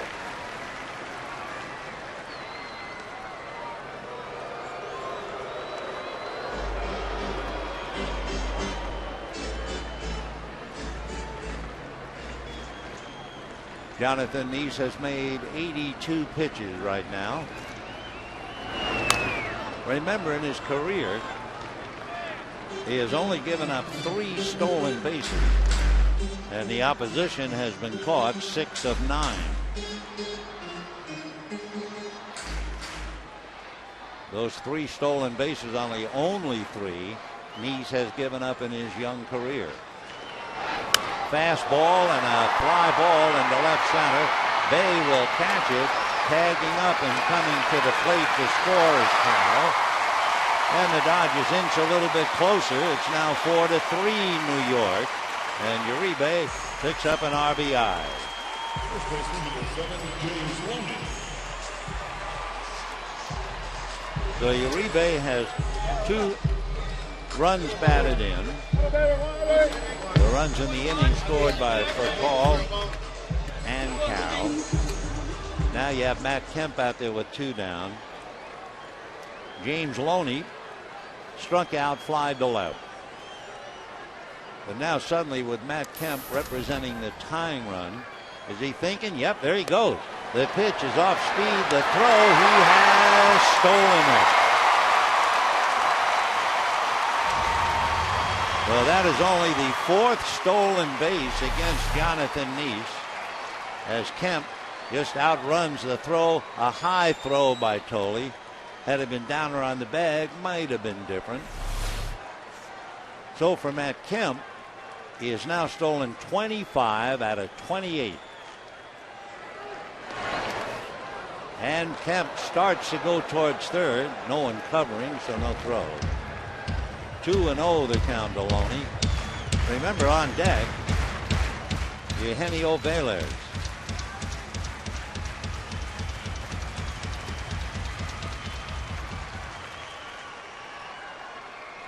Each side scored in the fourth. Mets scored 3 here, and the Dodgers have come back with 2 in the sixth.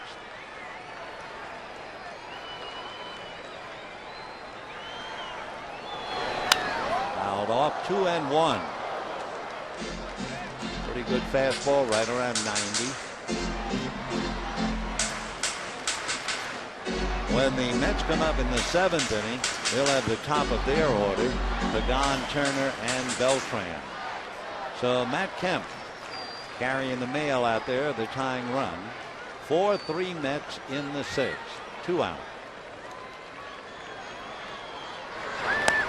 Fastball on the corner. 2-2.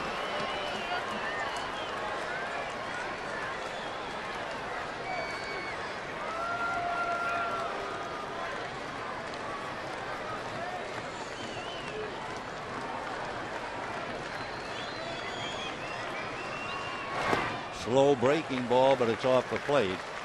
3-2. Loney 4 home runs, 31 runs batted in. Velez waiting on deck. 0 for 2 tonight. 0 for 4 as a new Dodger. 3-2. Curveball and a little ground ball to Turner. And he will make the play. So Loney hits the slow curve and rolls out, but Andre Ethier got a fastball to extend the inning, and it's 4-3 Mets.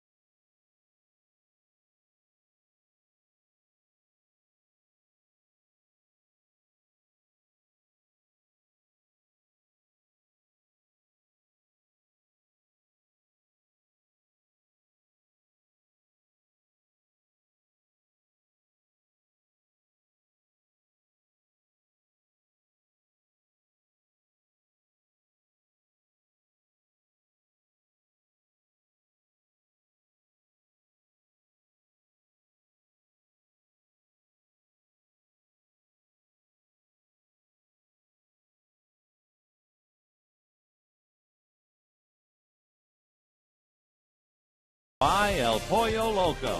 Now for only $5, get one of our 5 tasty combos. They're the combos other combos wish they could be. Catch them before they're gone. By Corona, who invites you to find your beach. And by Time Warner Cable.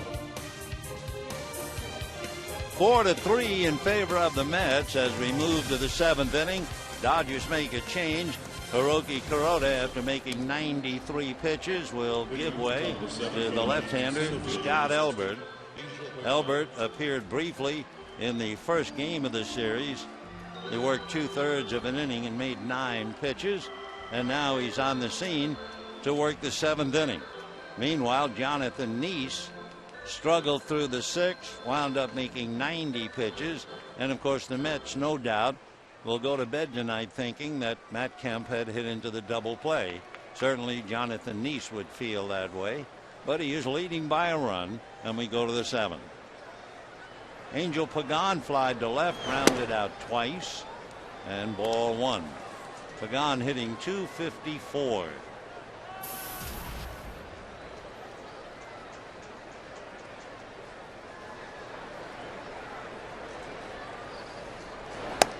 off the plate. The Mets have not batted against Elbert.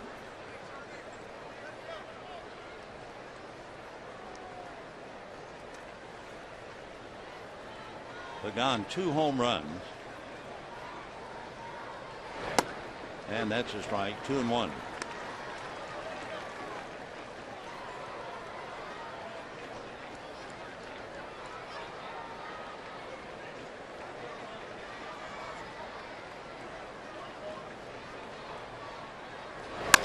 Hard ground ball to the hole, base hit to left field. So Pagan singles to left to open up the 7th inning. And now Turner, Beltran, and Murphy coming up. With Pagan at first, you check his base stealing adventures, and he's a good one. He has stolen 15 out of 19. So it'll be a battle within the WAR between Pagan and Elbert. Uribe telling the infield what they should do on the bunt if indeed it comes. Turner has singled, line back to the box and popped up. Justin batting .265.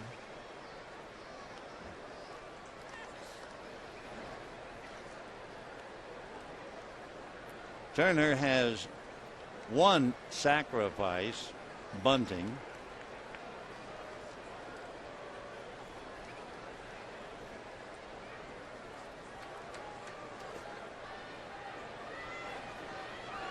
They're looking at what's going on down there and then looking back at Turner. He has not bunted in the series. Keeps checking with Chip Hale. Down in the Dodger bullpen, right-hander Kenley Jansen begins to loosen up.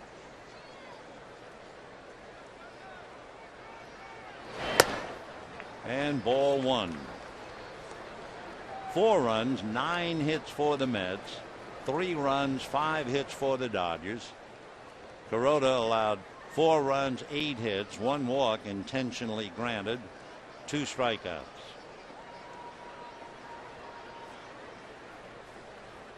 Elbert watching Pagan. And ball 2.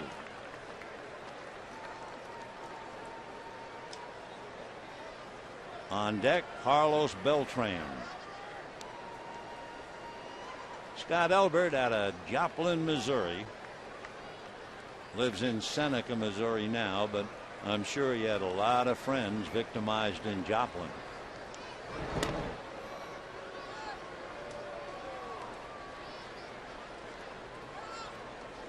Elbert 6'1", 215. He was a top running back in high school. 36 touchdowns, rushed for about 2,500 yards. 2-0.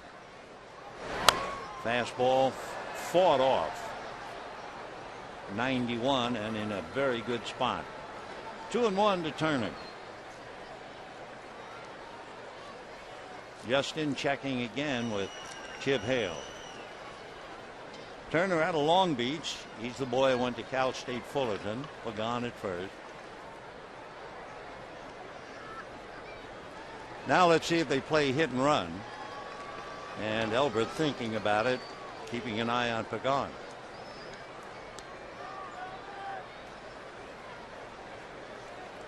Two and 1. That's certainly the manager's count.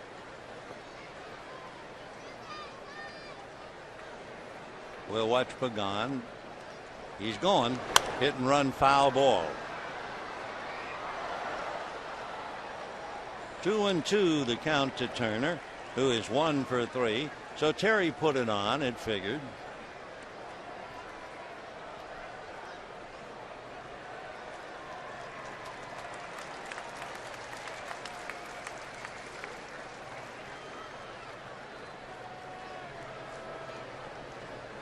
Two balls, 2 strikes. It's 4-3 Mets, 7th inning.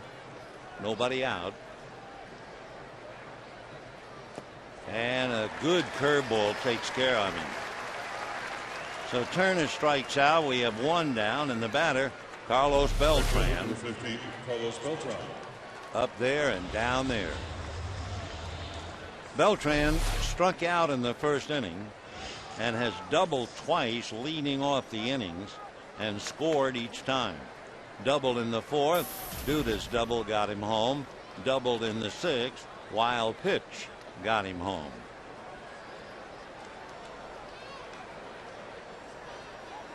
Beltran hitting .287. He has 13 home runs, 57 runs batted in.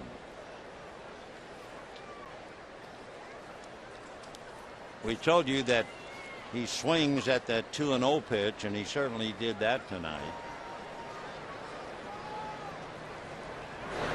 And pull foul. 0-1. Turned a little bit on an off-speed pitch and jerked it foul. Beltran has 13 home runs. 7 of them have been hit against left-hand pitching. So it's a case of Elbert beware.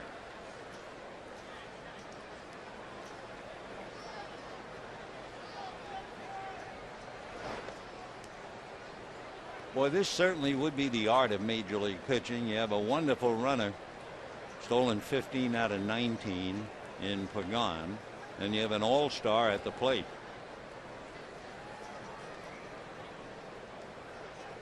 And with all of that, you're 26. 0-1.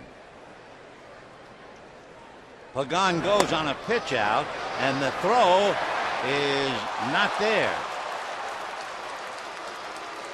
A.J. Ellis didn't have quite enough zip on that throw, and if there's anything to frustrate a catcher more, is to not make the play on a pitch out. Just kind of floated and died coming down towards second base. So for Pagan, with the throw offline and not much smoke behind it, he picks up his 16th stolen base.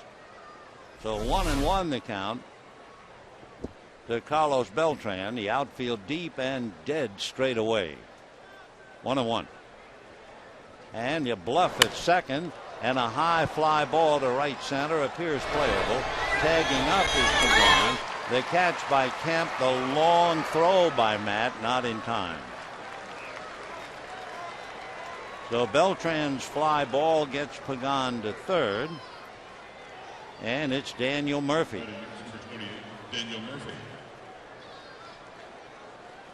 Daniel Murphy grounded out in the first inning with a runner at first. Grounded out with a runner at second in the fourth inning. Flied to left with a runner at second in the sixth. It was his fly ball and the bluff by Beltran at second that caused Velez to throw towards third, and he threw it away. Fastball, ball one. So Pagan down the line from third, 1 ball and no strikes. Murphy hitting .299.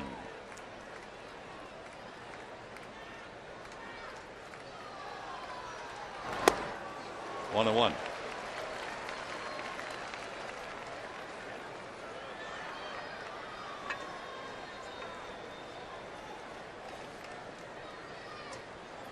Murphy has 5 home runs, 35 runs batted in.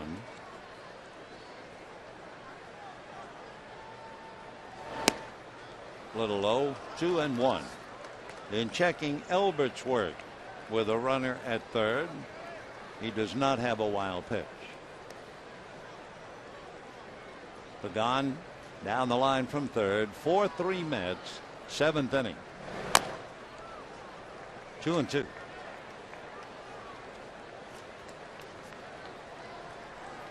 Four runs, 9 hits for the Mets, including 4 doubles. They've had 9 doubles in the 3 games. The Dodgers 3 runs, 5 hits.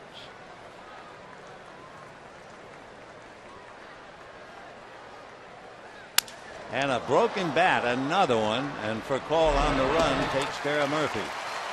So they waste the leadoff single and stolen base by Pagan. They break a bat, come up empty, and we're heading to the bottom of the 7th, 4-3 New York.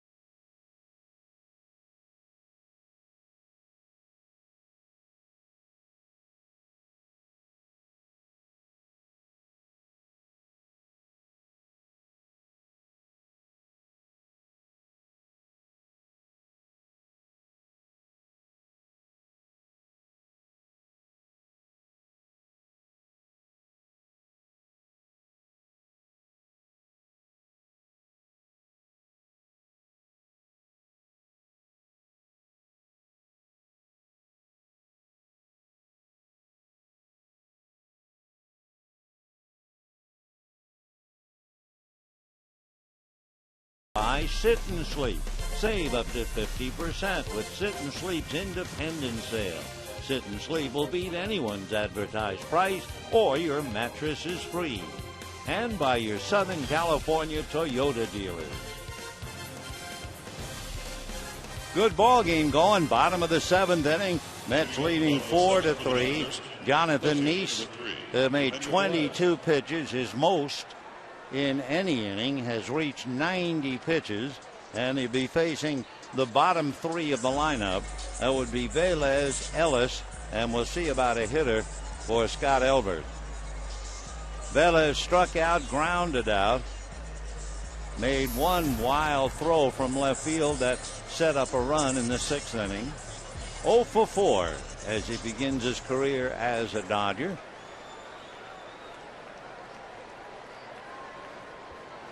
Neese ready, and here we go. Murphy playing up inside the bag at third. 0-1. Duda moves up even with the bag at first. Of course, anyone who has seen Velez run, and even tonight on a ground ball to second base, it was bang bang at first. Ground ball, plenty of time this time. So 1 away, and the batter will be A.J. Ellis. You know, you continue to vote for Andre Ethier in the final vote. Dodgers thanking you with an amazing ticket offer for Andre's bobblehead night tomorrow. All reserve level tickets are just $5. And in honor of Clayton Kershaw and Matt Kemp, right field pavilion, Lowe's level tickets are $22. Field level tickets are $27. And remember, the voting ends tomorrow at 6 p.m. So vote by now only at Dodgers.com/Ethier. 1-0. That's in there. Slow breaking ball. Aaron Miles, sore elbow or no, is out on deck. He got nailed last night on the right elbow, but there he is. Ground ball right on the line. The long throw is right on the money.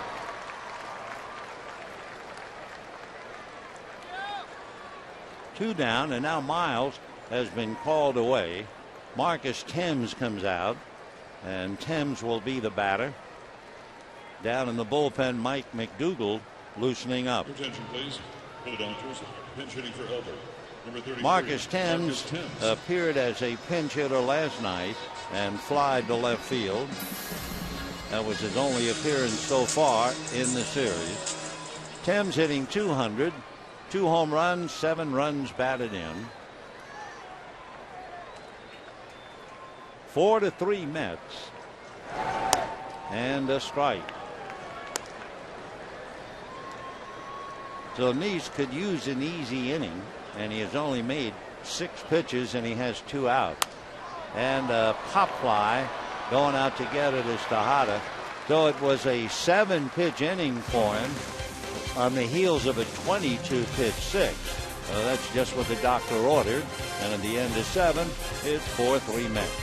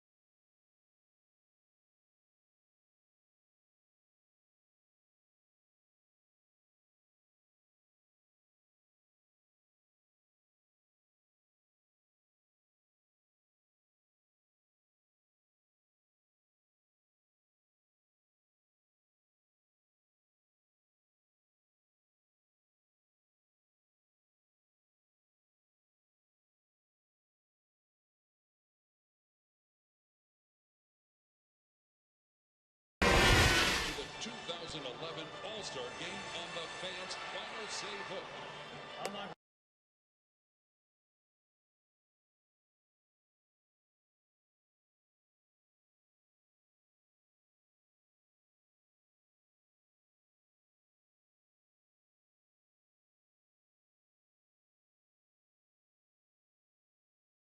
and how a ball player has to really keep a level head. Last night, Jason Bay came in with a 7-game hitting streak, and he had a home run to left field, well hit. Then he got a curveball, and he hit it into the bleachers in right field. 2 home runs, 4 runs batted in last night. But tonight, it shows you what ball players go through. He popped up to short in the 2nd inning. With a runner at 3rd and 1 out in the 4th inning, he hit the ball back to the pitcher. And he came up in the 6th inning with a runner at 3rd and grounded to second base, and the runner had to hold. So Bay is taking the elevator from the penthouse to the basement as we go to the 8th inning, and the Mets lead 4-3. On the mound, Mike McDougal, 6'3", maybe 190, out of Las Vegas, lives now in Marco Island, and went to Wake Forest University. Mike in his 37th game, 0-1. And it'll be Bay, Duda, and Tolley. Bay 0 for 3, hitting .249. In for a strike. 0-1. Jason Bay made a tremendous defensive play here last year, but paid the price. He went crashing into the bullpen gate, making a great catch. Had to come out of that game and was bothered by headaches for almost the rest of the year. 1-1 to count to Jason.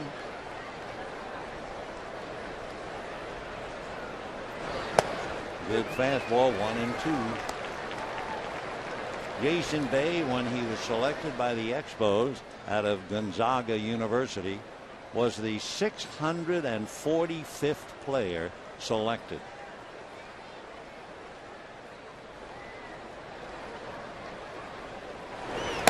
Off the plate, 2-2. Jason always remembers sulking after dropping a fly ball as a little kid playing Little League ball. His dad was his coach, and his dad yanked him right out of the game. He learned right away. Down he goes.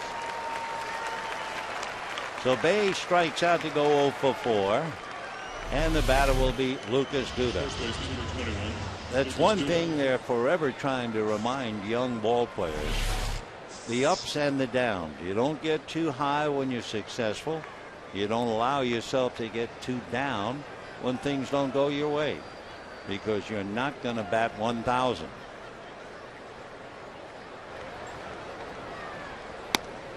Right. Duda's 2 for 3. Robbed of a hit on a fine play by Loney, so he doubled over the bag in the 4th inning and then broke his bat and singled to right in the 6th. 2 for 3.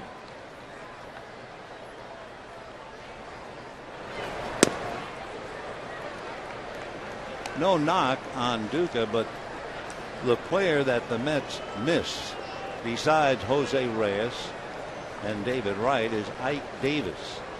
Ike Davis was hitting .302 playing first base. Was in a big collision on a pop fly and has not been able to play since. So there you have the Mets. How good would they be if they have David Wright at 3rd, Jose Reyes at short, and a .300 hitting first baseman in Ike Davis? 2-1. Another broken bat, another pop fly, and an over-the-shoulder catch by Furcal.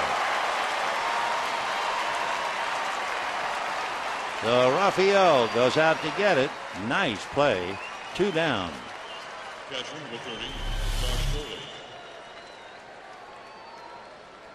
He not only can hear footsteps, he could see them. Of course, Velez is not going to intimidate you, I guess, as he comes running in. It's not like some big outfielder liable to crash in.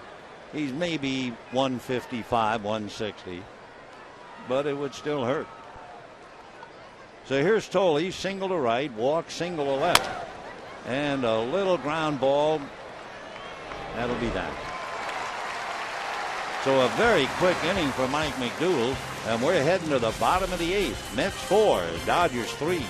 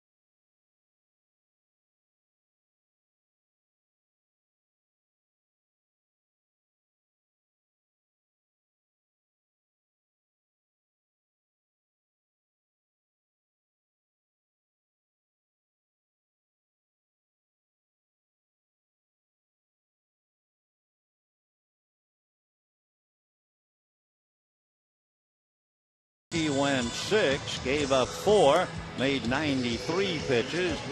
Nice went 7, gave up 3 runs and made 97 pitches. So it'll be a battle of the bullpen down to the wire now. The scoring, each team scored 1 in the 4th inning. Each team scored in the 6th. The Mets scoring 3 and the Dodgers scoring 2. So now Bobby Parnell, who pitched very, very well in the first game of the series. He worked 2 innings, made 22 pitches, struck out 2, and did not give up a hit. So the pride of Salisbury, North Carolina, facing for Call, Carroll, and Ethier. And a strike. For Call moving, had the infield on the move. You know, when he does bunt, most of the time, left-handed, he'll slap it, trying to get it between the pitcher and the third baseman, and not hard enough for the shortstop to get it. 1-1. Raphael hitting 198. Home run, 5 runs batted in, walked in the 6th inning, and scored a run.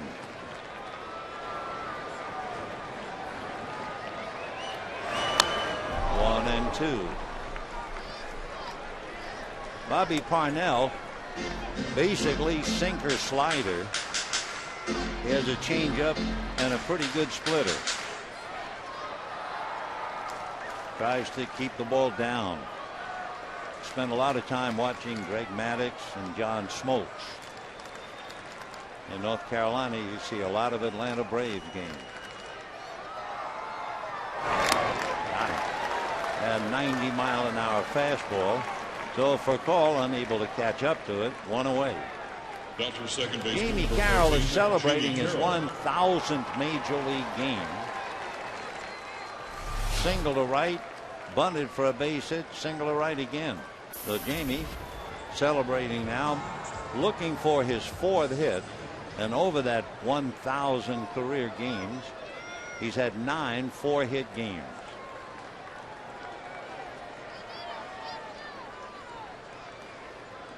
They look bunt with Carroll. He's burned them once. Right. Parnell 2-1. Good ERA, less than 3. He has walked 9 and struck out 28.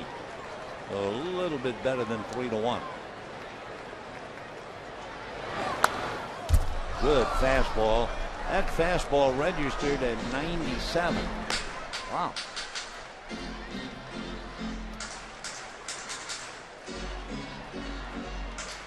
Parnell is 6'3", 185. Been with the Mets since 2008. Went to Charleston Southern University in South Carolina. 0-2.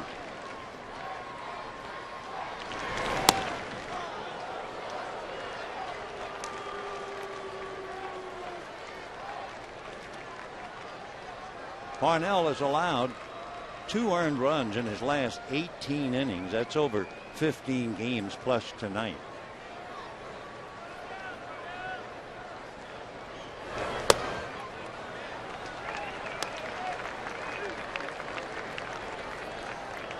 Two balls and 2 strikes. Jamie Carroll with Andre Ethier on deck.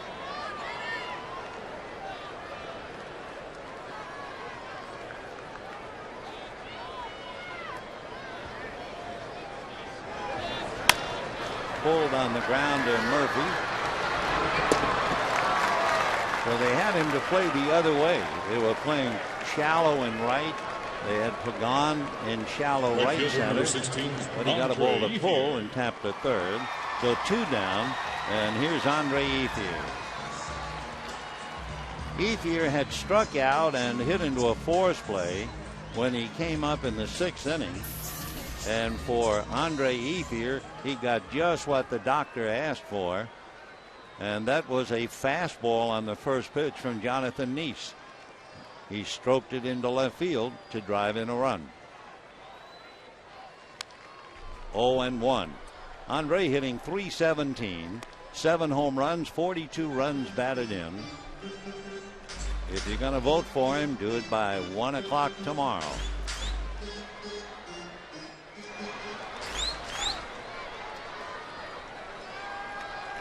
Four, 3 Mets, 2 out, bottom of the 8th.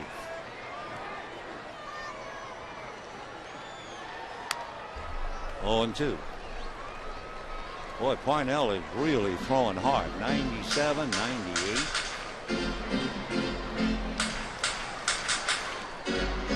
That's that 4-seamer that he can get up to 97 and 8. That's the one that rises. The 2-seamer, well, anywhere from 89 to 94, they say.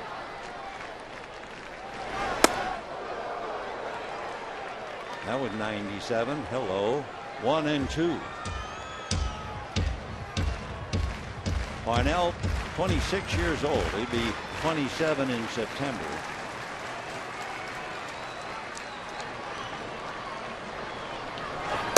Got it. It was the location.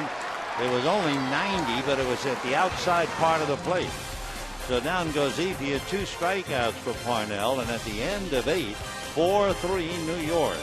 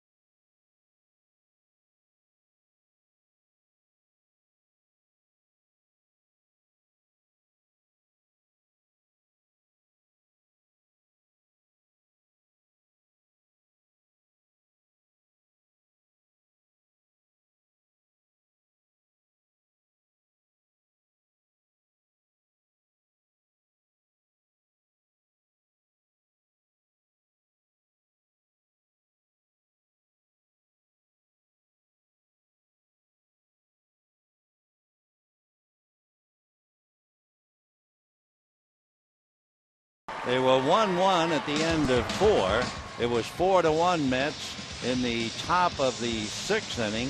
Dodgers came back with 2 to make it 4-3, and the last 2 innings have been scoreless. Here in the ninth inning, it will be Ruben Tejada who had the big double to drive in 2 in the 6th inning. And he'll be looking at Javi Guerra coming out of the Dodger bullpen. Guerra 1-0, a good ERA with a couple of saves. 25 years old, he'll be 26 the end of October. He had Tommy John surgery back in 2005. The pride of Denton, Texas. 4th round pick by the Dodgers 7 years ago. And it'll be Tejada. Then we'll have a pitta for Parnell, Willie Harris, and then Angel Pagan.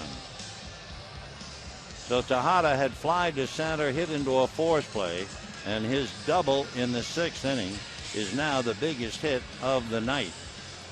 His double scored Duda and Tolley and has given the Mets the 4-3 lead.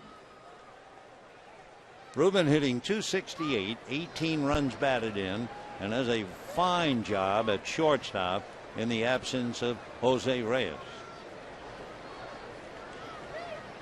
Uribe, even with the bag at third, that's a strike.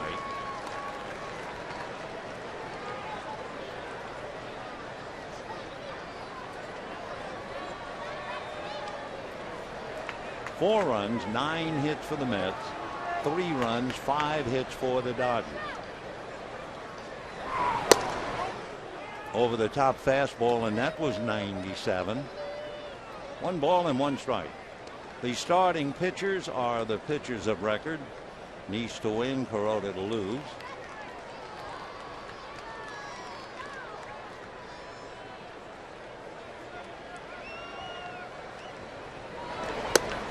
And a strike at 92.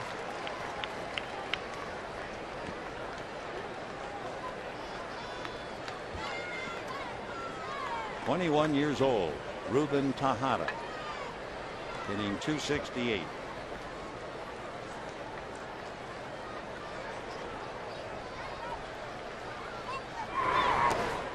Big overhand curveball. 2-2 the count.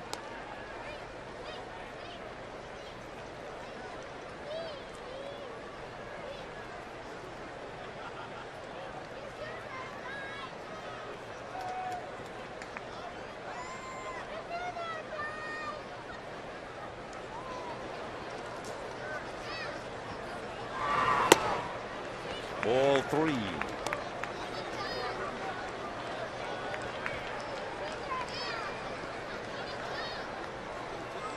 Willie Harris stretching on deck.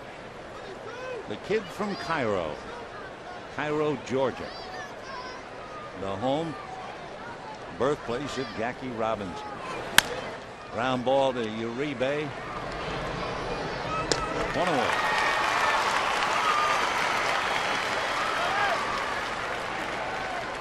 Willie Harris coming up. This will be his second appearance as a pinch hitter. Harris grounded to first base in the 9th inning. They've used Harris and Pretty and Hairston and Pretty again, and now Harris tonight. Willie's been originally signed in 1999. 5'9", 175. Signed with the Mets this January. We'll always remember the fact that he scored the winning run to clinch the World Series for the White Sox against the Astros in 2005.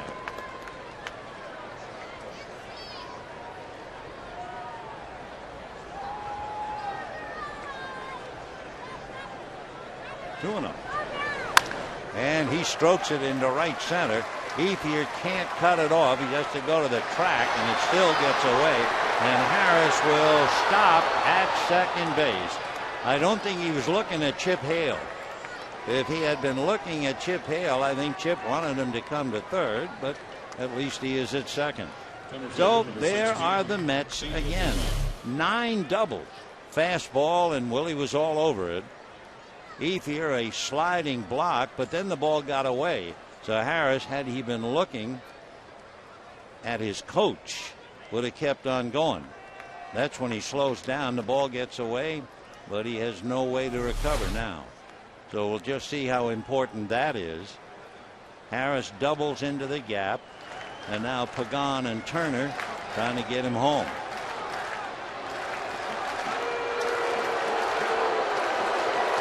The crowd reacting 31,005, and a small group began the chant, "Let's go Mets," so the crowd reacts with boos. Pagan flied to left, grounded out twice, single to left. Ball one. For Guerra, he has a fastball clocked at 96 to 97. Slider, kind of a power curveball, and a changeup. Pagan hitting 257. Fastball fouled off. That was 96. So boy, the last inning here, we have really seen Smoke City with Bobby Parnell and now Javi Guerra. 1-1 to Pagan. Willie Harris at second. 1 out, 9th inning. 4-3 Mets.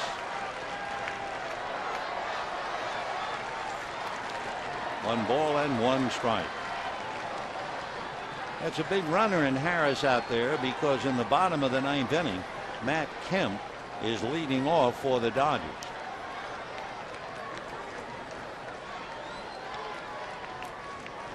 One and one.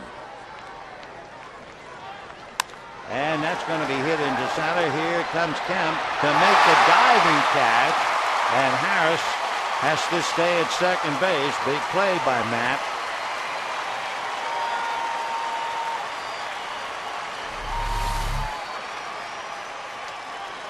Kemp shading towards left center, had to come back to right center and then scramble to his feet. So that's a very big play. Now you have a very big at bat. You have 2 out, 9th inning, 4-3 Mets. They have a runner at second base and Justin Turner at the plate. And remember, Carlos Beltran is on deck. So this is a huge at bat for Turner, who is 1 for 4. Fouled away. Turner's base hit, a little pop fly single to right field. Then he hit a line drive, soft line drive to Kuroda, popped up and struck out. He's hitting 264, 2 home runs, 33 runs batted in. So a 1-out double by Willie Harris.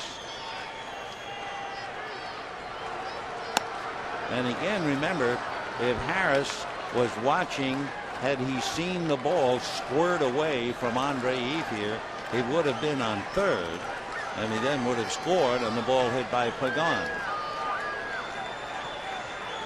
1-1. Ball 2.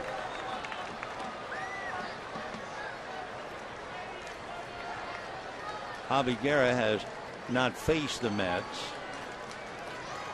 And there's the man on deck, Carlos Beltran. 2-1. And the strike.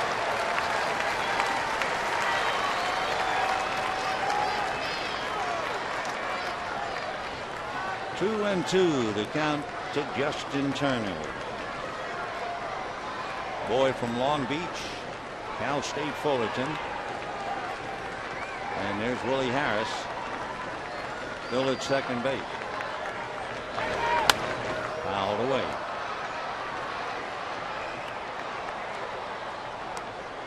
$31,005.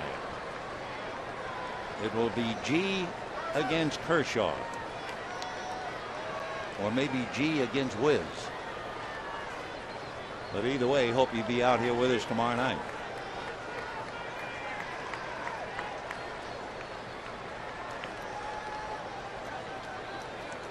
For 3 Mets, 2 out, 9th inning, 2 balls, 2 strikes, and a meeting at the mound.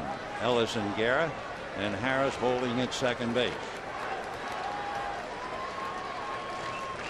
Mets have won 3 straight, 9 out of 13. For Don Mattingly, his club has lost 4 straight. Their last victory was Friday night, the shutout win against the Angels.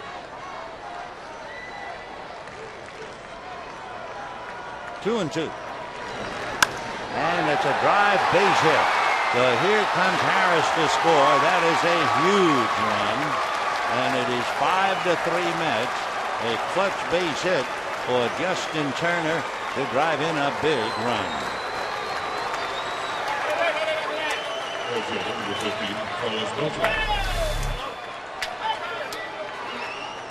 So Harris doubles and comes home. Guerra gives up 1. And now Carlos Beltran. Beltran struck out in the first inning. 2 doubles and a fly ball to deep center since. Beltran's doubles came as the leadoff hitter in the 4th and in the 6th. Came around to score on a double by Duda and a wild pitch. By the way, for everybody at Cal State Fullerton, you can certainly sing the praises of Justin Turner. He just got that clutch base hit to drive in a run. All he's doing so far this year with runners in scoring position, he's hitting .386.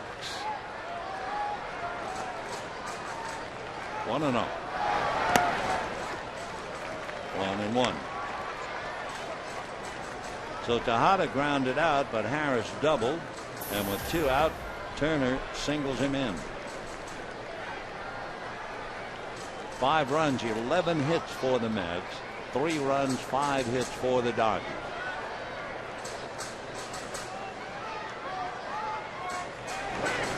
And a curveball is hit to the right side, and that should do it.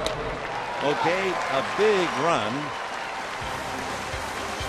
And we're heading to the bottom of the 9th. Kemp, Uribe, and Loney, 5-3 Mets.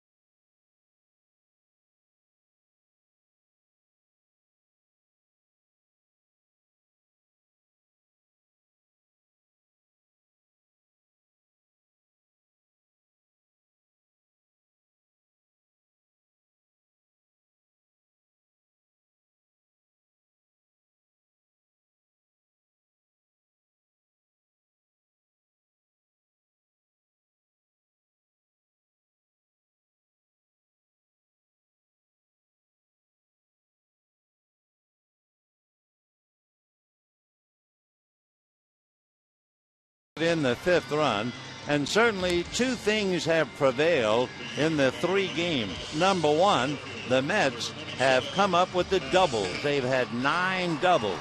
And number 2, 11 of the 16 runs that the Mets have scored so far in the series have come with 2 outs. And now Francisco Rodriguez out of Caracas, Venezuela, who of course had a great career here in Southern California with the Angels. He was with them from 02 through 08. Then joined the Mets in 09.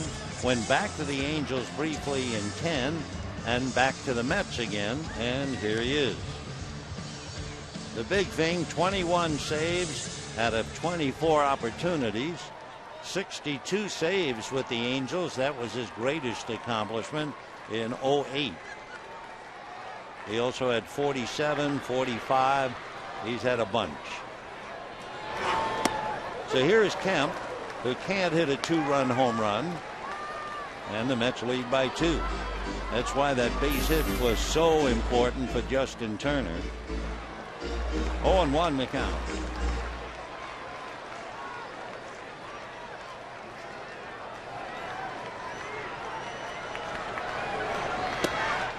Breaking ball missed. 1-1. Rodriguez 2-2. He's given up 3 home runs. Strikeout to walks 44-16.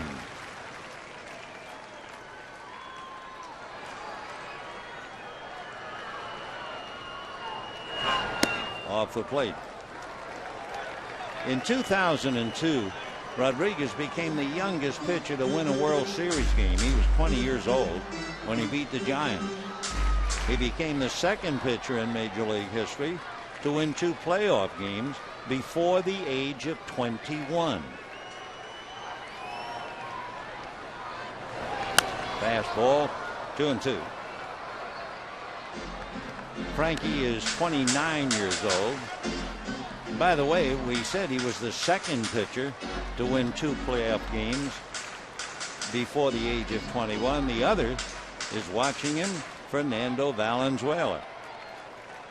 And by the way, in that 0-2 season, Frankie won 5 games for the Angels.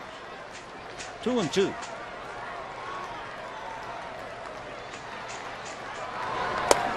And a big swing, and down he goes. So Kemp strikes out.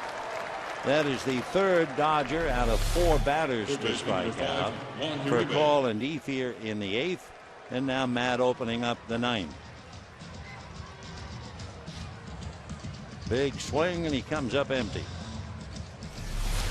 Rodriguez made 10 pitches in game 1. Gave up a hit and nothing else. Ball 1. The hit that he gave up was a double to Aaron Miles. Uribe hitting .204, popped up. Check me, had 2 ground balls and a sacrifice fly, and now a base hit.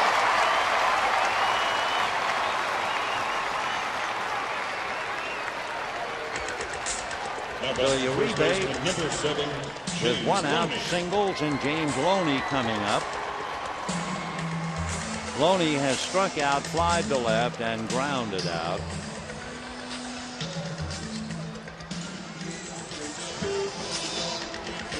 Loney, facing Rodriguez before this series, was 0 for 4 with 3 strikeouts. When he faced Rodriguez in the 9th inning of game 1, he struck out. So he is 0 for 5 with 4 strikeouts against Rodriguez. We'll see what all that means. And ball 1.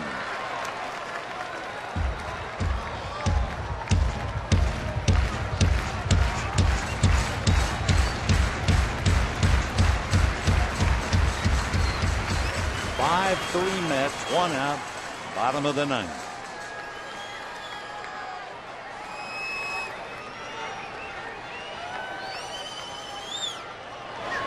Fastball hit to the hole. Nice play there by Justin Turner for the 2nd out.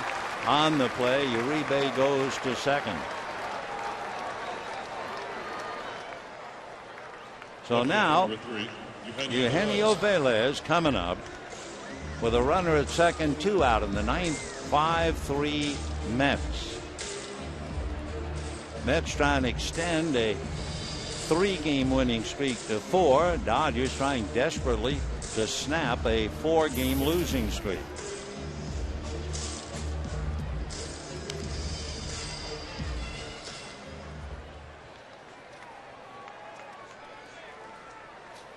Mattingly and his club continues to come up a buck short, down by 2 tonight.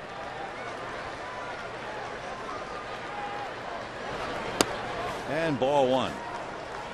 Nice save by Tolley.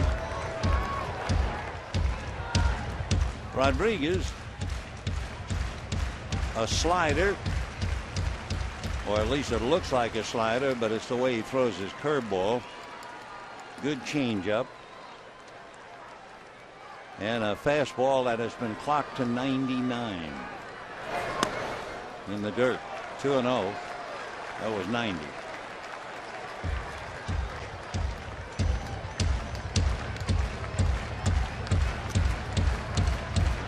Frankie is 6 feet, 195, and Aaron Miles out on deck. He would bat for A.J. Ellis. Uribe at second, 2 out, 9th inning, 5-3 New York.